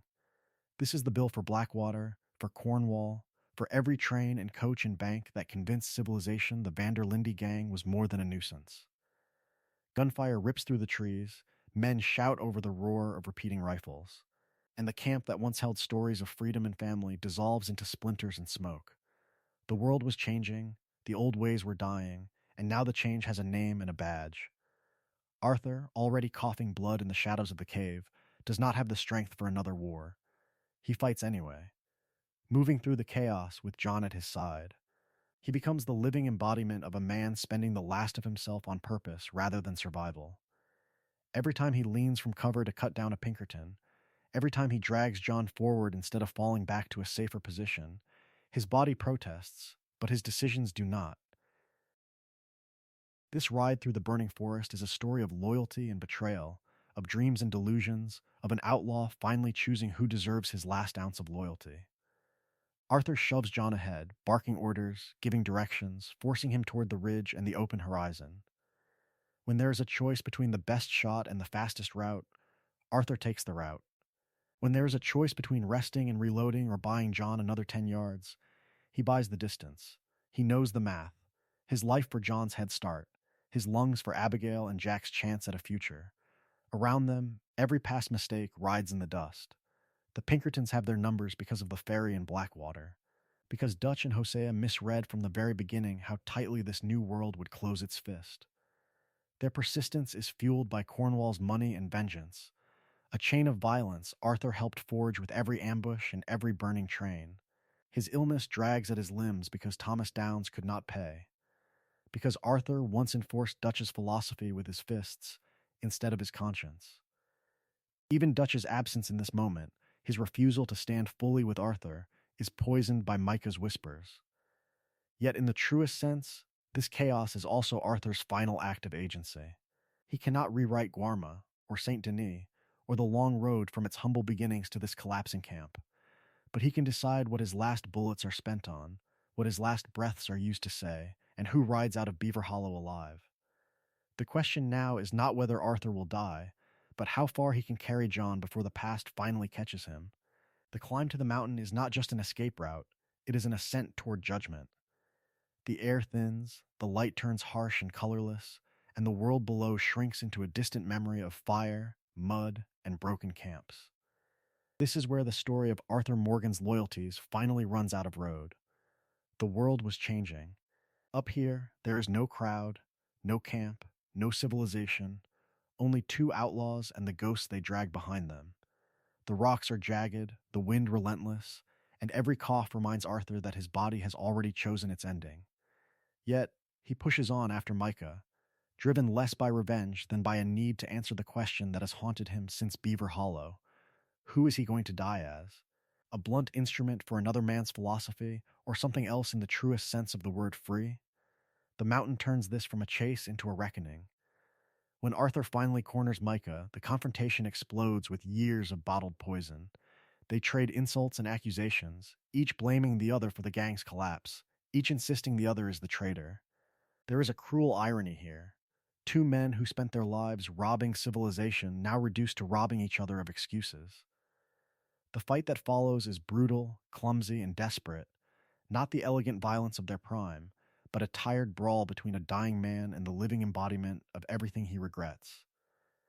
Micah fights with knives, with dirt, with any advantage he can steal.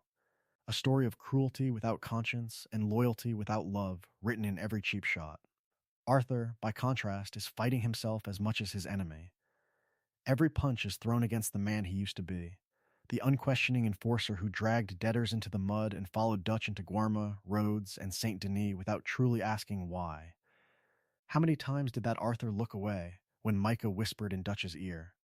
Then Dutch appears, framed against the snow, the ghost of the very beginning of Arthur's life as an outlaw. His presence freezes the moment. Arthur pleads with him to see Micah for what he is.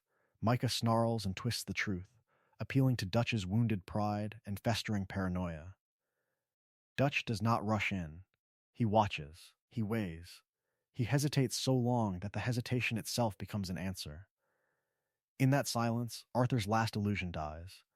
Dutch's refusal to save him, or even to condemn Micah, proves that the old ways were dying long before Pinkertons and railroads closed in. Dutch's code, Dutch's family, Dutch's dream of freedom, all of it has curdled into a man who walks away, rather than choose between his surrogate son and his new favorite monster. Arthur still manages to beat Micah down, to put him on his knees in the snow. Whether he kills him here or not depends on choices, but the meaning of the victory does not. This is less about vengeance than rejection. By dragging Micah into the dirt, Arthur is dragging down the path Micah represents, the road of endless running, of cruelty defended as necessity, of loyalty demanded but never returned. He is saying no, finally, to the story that has defined him since adolescence. As his strength fades and the light over the peaks turns almost holy, Arthur lets go. He lets go of Dutch's voice in his head, of the fantasy that the gang can be saved, of the identity of Dutch's hammer and shield. His body is failing because of a lifetime of choices, from its humble beginnings in petty robberies to the grand delusions of Saint Denis, but his last choice is different. On this mountain, he stops being Dutch's enforcer and becomes something rarer in this world, a man who accepts the cost of his own soul. The only question left is what that sacrifice will buy for John, and what kind of future can grow from a grave in the high country. On that mountain, the game stops pretending there is a way out. Every path Arthur can take branches, twists, and doubles back, but all of them run into the same wall, the consequences of a life spent serving another man's dreams. The variations are real, but they are variations on an inevitable ending, not escapes from it.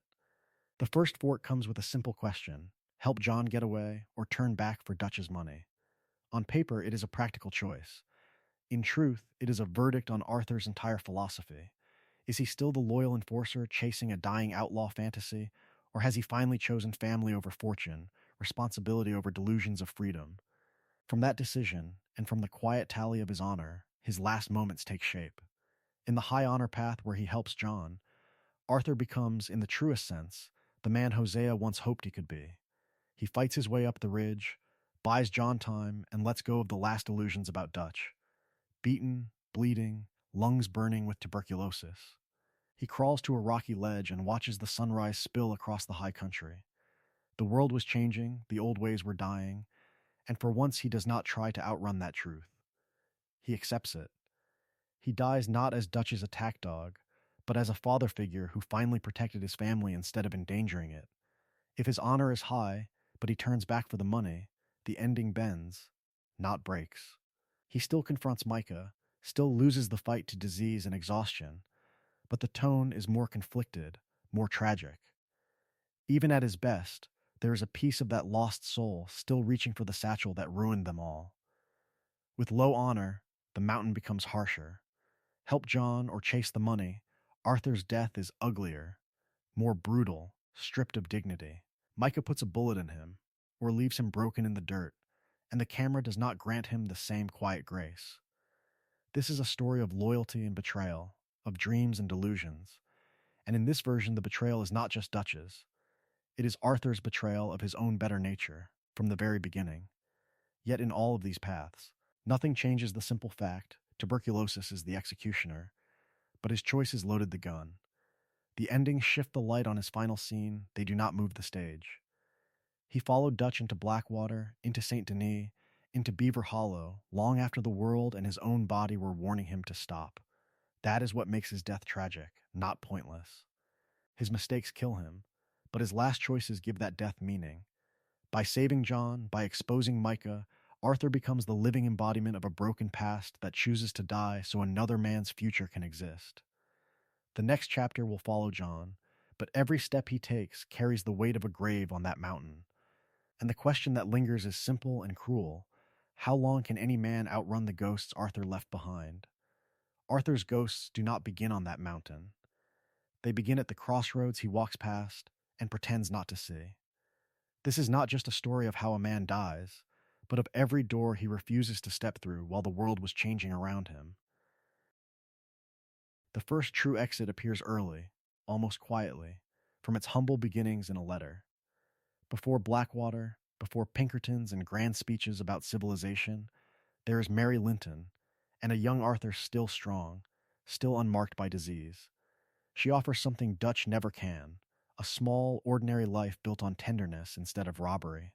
A theater in St. Denis, a farm, a clerk's job in some growing town, a future measured in years, not in bounties. In the truest sense, this is the only time Arthur can leave clean. No bodies piled behind him, no incurable cough riding his shoulder. Yet he stays. He chooses the gang over Mary, Dutch's philosophy over his own quiet doubts, because walking away feels like betrayal of the only family he believes ever wanted him. The second exit is uglier, and by then the old ways were dying fast. Money is tight, Blackwater has gone wrong, and Dutch is chasing bigger scores to outrun the noose. Into that desperation steps Leopold Strauss with his ledger. Arthur could have refused. He could have said no to shaking down the poor, no to breaking sick men in front of their terrified families, no to turning the gang's need into open exploitation. Instead, bound by loyalty and habit, he rides to the Downs farm and beats a coughing rancher into the mud. That moment is small in the gang's grand story, just another debt in another town, but it quietly hands Arthur his death sentence. No Strauss, no Downs, no Downs, no tuberculosis. How different would the world of this outlaw look if he had pushed back there? The third exit comes after Guarma, when the illusion is shattered. Hosea is dead, Lenny is dead, Saint Denis has burned the dreams out of Dutch's eyes, and Micah's poison has taken hold. On that ship back to the mainland, Arthur finally sees that Dutch is lost, that the man who once felt like the living embodiment of freedom has become a paranoid tyrant chasing delusions. With the gang scattered, with the Pinkertons uncertain, and the trail confused, Arthur could disappear, change his name, vanish into the mountains or the far west, while civilization closes over the old frontier. Yet he rides back to Beaver Hollow. He rides back because he cannot imagine existing without this broken family, because Dutch's approval still matters more than his own judgment, and because, deep down, he does not believe he deserves a quiet life after all he has done. So when does his death become inevitable? Is it Blackwater? Downs? Or is it the very beginning, the first time a lonely boy decided Dutch's voice would speak louder than his own? For some, the answer is simple. Arthur Morgan is a tragic hero, a man doomed from the very beginning, raised in violence, molded by Dutch's philosophy, and only able to see clearly once the world has already closed its fist around him. In that reading, his death is not just punishment, it is sacrifice. From its humble beginnings, Arthur's life is hijacked by men who speak in grand ideals. Dutch kills his father, then offers him a new one. Freedom, family, a code that promises meaning in a hostile world. Arthur becomes the living embodiment of Dutch's dream, loyal, capable, utterly committed. When he rides back into St. Denis to save John, when he turns on Micah at Beaver Hollow, when he crawls up that mountain just to buy John a few more years, it feels, in the truest sense, like a man choosing to die better than he lived. That is the case for Arthur as a tragic hero. He recognizes his own corruption, he sees Dutch's delusions for what they are, and he spends his final days trying to protect the innocent and set others free. The honor system, the quiet moments of kindness with strangers, the way his last missions can be filled with mercy rather than cruelty, all push the story toward that interpretation. This is a story of a lost soul who finally understands the cost of his life and refuses to let his legacy be only blood and fear. But there is another ledger, and it is not so forgiving.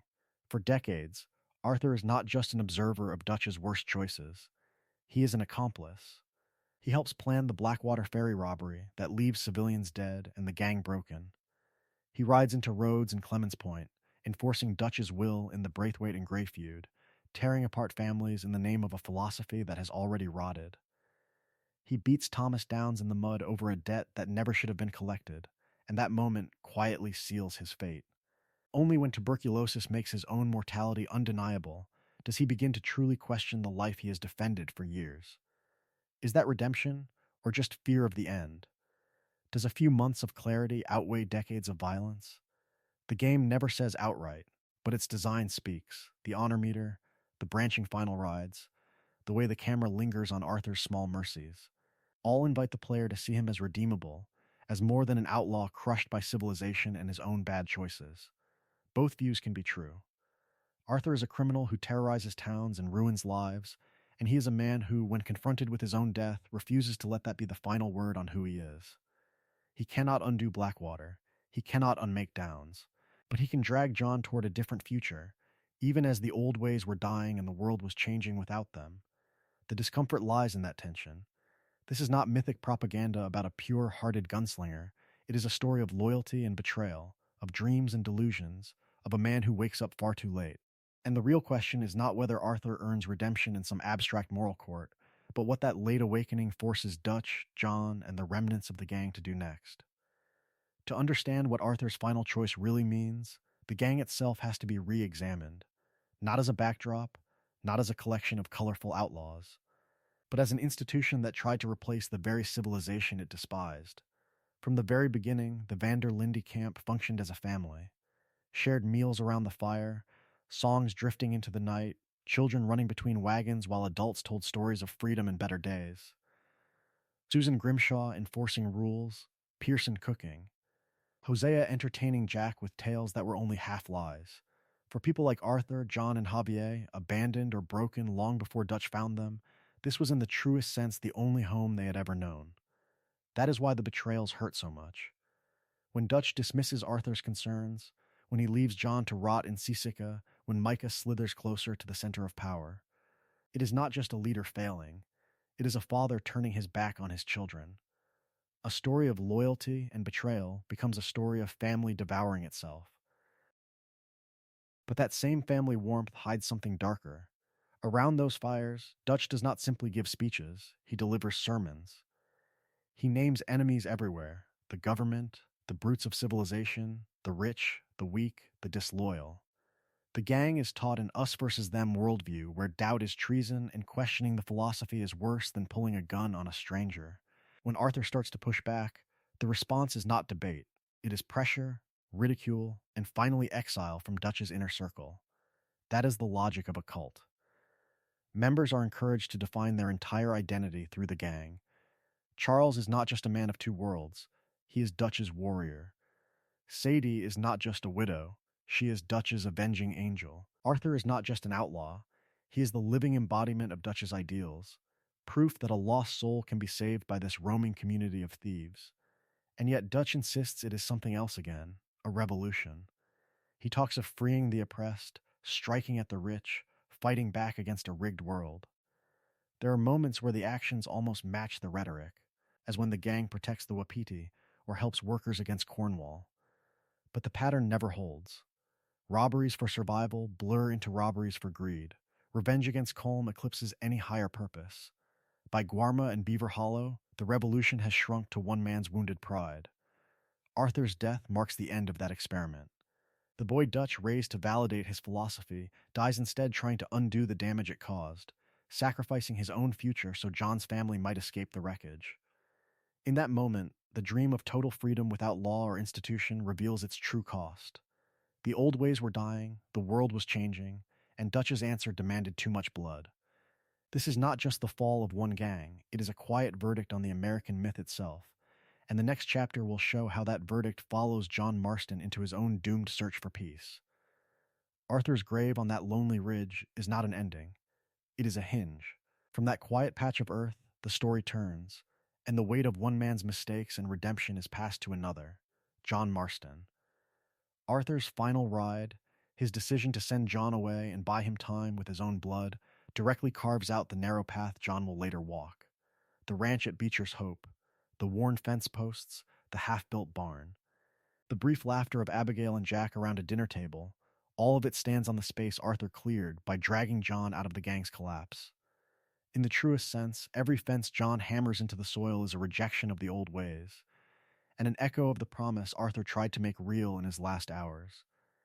Yet that peace is fragile, and it never feels clean. John's attempt at honest work is haunted work.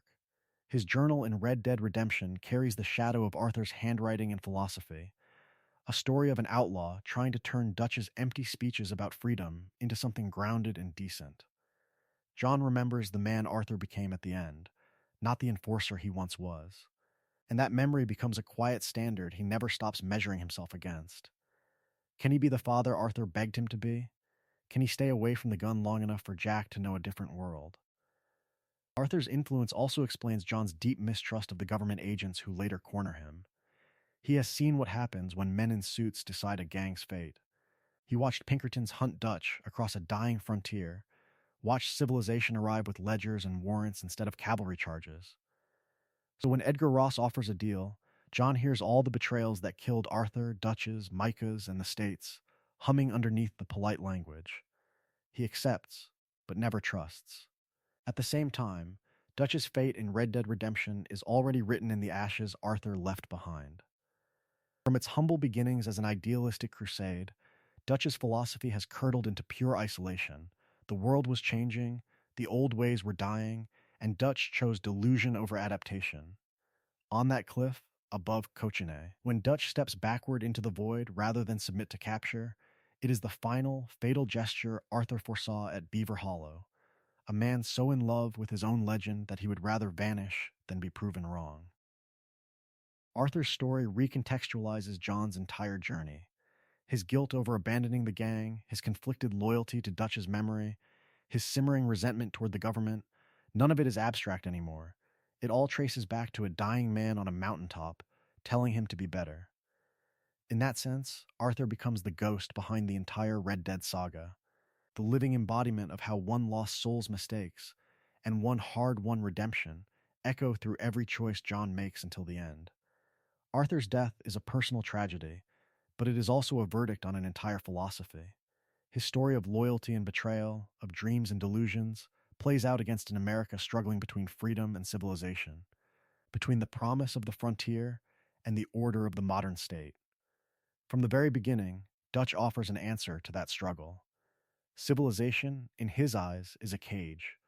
Laws are written by the powerful to protect their own interests, so true freedom means living beyond those laws, answering only to a private code and a chosen family. On paper, it sounds almost noble, an idealistic brotherhood of outlaws, stealing from the rich, protecting the weak, and riding ahead of a corrupt world that refuses to change. But the world was changing, whether Dutch admitted it or not.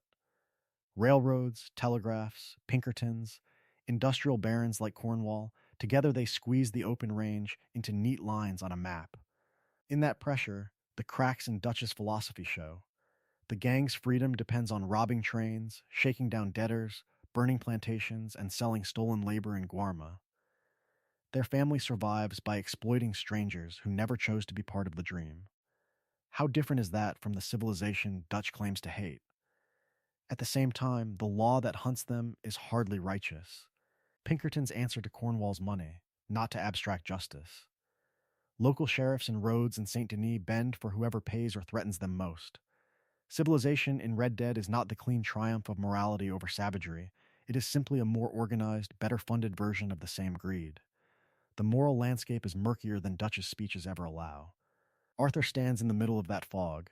He spends most of his life believing he is free because he has no boss but Dutch, no schedule but the next score, no home but the camp that can move overnight. In the truest sense, he thinks he has escaped the world's cages. Only when tuberculosis slows him down, when Guarma and Beaver Hollow strip away the romance, does he see the bars. He has been trapped in another man's dream, fighting and bleeding to keep Dutch's fantasy alive while his own chances at a different life quietly die. Yet progress carries its own tragedy. The world that replaces the gang's West is not kinder, only more efficient.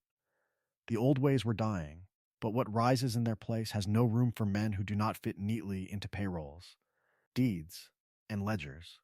Arthur is the living embodiment of that misfit spirit, a lost soul too gentle, too brutal, too loyal, and too proud to be absorbed into polite civilization. So, where does that leave freedom? Arthur's final choice offers the closest thing to an answer this story dares to give. On that ridge, with the sun breaking over the mountains and the noose of history tightening, he uses his last scraps of freedom not to run, not to cling to Dutch, but to send John away toward a life beyond the gun. Freedom in service of others, not just escape from responsibility. A man cannot stop the world from changing, but he can decide who he helps as it does. And that decision, more than any speech Dutch ever gives, points toward the fragile. Painful hope that survives the gang's extinction, the hope that will follow John Marston into his own doomed attempt to live between outlaw blood and civilized demands. Arthur's path, then, is not just a story of one man dying on a mountainside. It is the slow, quiet assembling of the weapon that will one day be turned on him. From its humble beginnings in a snowy camp to the last red glow of the setting sun. The very beginning of that weapon is forged when a teenager watches Dutch and Hosea kill his father and decides to follow them instead of running. In that moment, Arthur binds his sense of self, his morality, and his dreams of freedom to Dutch's philosophy. Loyalty stops being a choice and hardens into instinct. Dutch is not simply a leader. He becomes the living embodiment of right and wrong in Arthur's world, which means that every time Dutch crosses a line, Arthur's conscience has to bend or break to follow. From there, each disaster is both an external crisis and an internal decision. Blackwater is not just a botched ferry robbery, it is Dutch, Hosea, and Arthur misreading that the world was changing. That civilization now has more men, more guns, more reach. The Cornwall conflict is not just an angry tycoon hunting outlaws. It is Arthur choosing to keep pulling the trigger on a feud that can only end with the gang buried or caged. The Braithwaite, Grey War is not just an entertaining feud between rich families. It is Arthur riding into Rhodes again and again, watching the temperature rise, and still following Dutch into the fire. Saint Denis completes the pattern. Hosea and Lenny die, the bank heist shatters the gang, and for a moment everything in Arthur screams to step back. Instead, he boards the boat, sails into Guarma, and lets Dutch drag him even farther from any road home. Each time there is a chance to turn, he doubles down. Each time another chamber is quietly loaded. Yet the most decisive bullets are the ones Arthur loads himself. He enforces Strauss's debts, walks into the Downs farm, and beats a sick man in front of his family. Tuberculosis enters his lungs as payment. He ignores Mary's plea to leave, then ignores the clearest exit ramp of all after Guarma, when he knows Dutch is slipping and still chooses to stay. Only when the cough brings blood, only when death is no longer abstract, does he truly question the life he has defended for decades. His final acts are a story of painful, incomplete redemption. He helps the Wapiti resist exploitation, not for profit, but in the truest sense as penance for years of serving Dutch's delusions. He confronts Dutch's betrayal, he chooses John's escape over money or revenge, and on that ridge he accepts that his death is the cost of finally obeying his own conscience instead of another man's voice. Does that make him a martyr, or simply a man too late to save himself? The core tragedy is simple and merciless. Arthur does not die because of one bad day, one bad heist, or one bad man. He dies because a lifetime of small, understandable choices, loyalty over doubt, family over truth, dreams over reality, add up to an inescapable fate. The old ways were dying, the world was changing, And Arthur Morgan, that loyal lost soul of the Van der Linde gang, only learns how to live as an honest outlaw when there is no future left for him to claim. And as the gun finally goes off, the question that lingers over John Marston's story is not whether he can escape that fate, but whether anyone raised in Dutch's world ever truly can. And that is why Arthur's story refuses to fade. It lingers, not just as a tragic Western, but as a mirror held up to a world where the old ways were dying, the world was changing. And most people only realize what mattered when time has already run out. Arthur Morgan is the living embodiment of a fear buried in many hearts, the fear of waking up too late. From its humble beginnings, his life is chained to Dutch's philosophy, to that idealistic dream of freedom and family built on robbery and rebellion. He follows orders, robs banks, breaks jaws, and tells himself it is for a greater cause. Only when tuberculosis cuts through the noise, when the doctor's verdict hangs over him like a noose, does he clearly see how many people he has hurt, how much cannot be undone.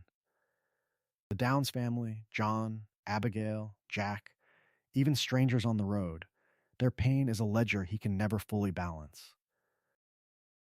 Yet his late change still matters. In a story of loyalty and betrayal, of dreams and delusions, Arthur's arc refuses the easy path. Most tales either cleanse their outlaws early or crush them without mercy. Arthur is allowed to be both, deeply guilty and genuinely transformed.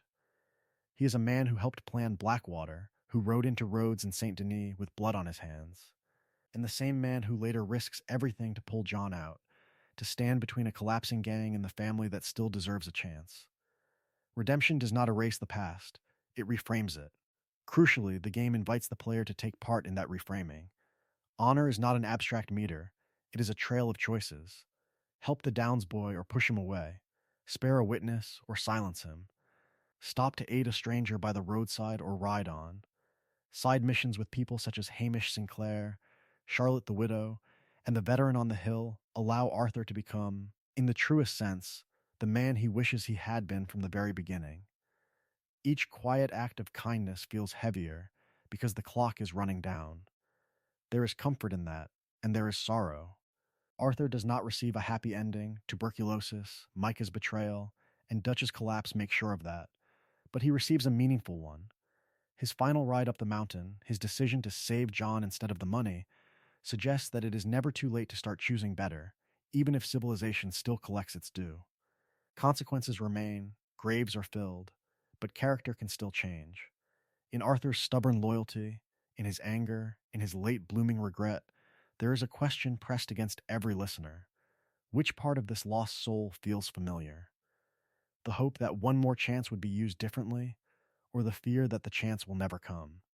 And as the story turns from Arthur's last breath toward John Marston's long road ahead, that question is about to become far more dangerous. And yet, for all that danger, for all that looming road ahead, the story that has just unfolded is complete in itself. A story of loyalty and betrayal, of dreams and delusions, of family forged in fire and broken on a cold mountainside. From its humble beginnings with two conmen testing each other in a bar, to a dying outlaw watching the sunrise as the world was changing without him, every step has been traced. From the very beginning, Dutch and Hosea saw a boy and made him a believer.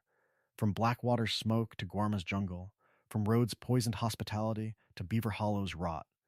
Each camp has been a mile marker on a road Arthur helped pave.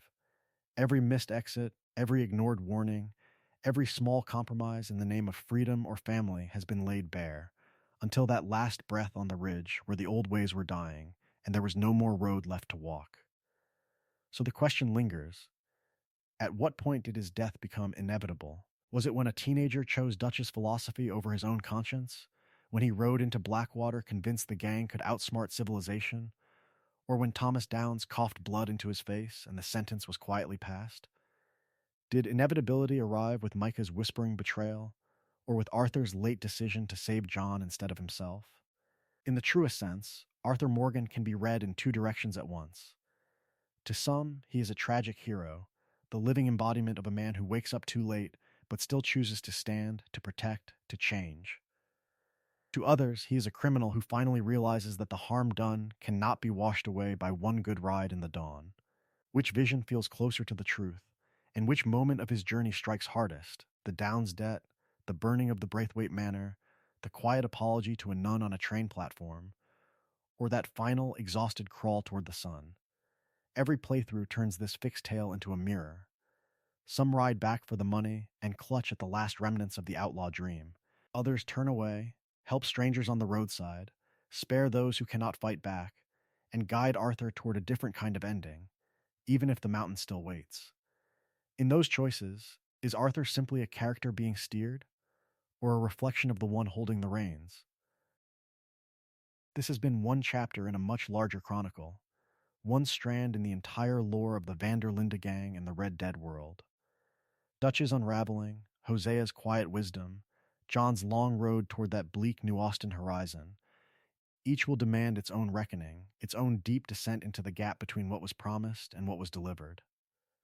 Arthur Morgan's fate cannot be edited.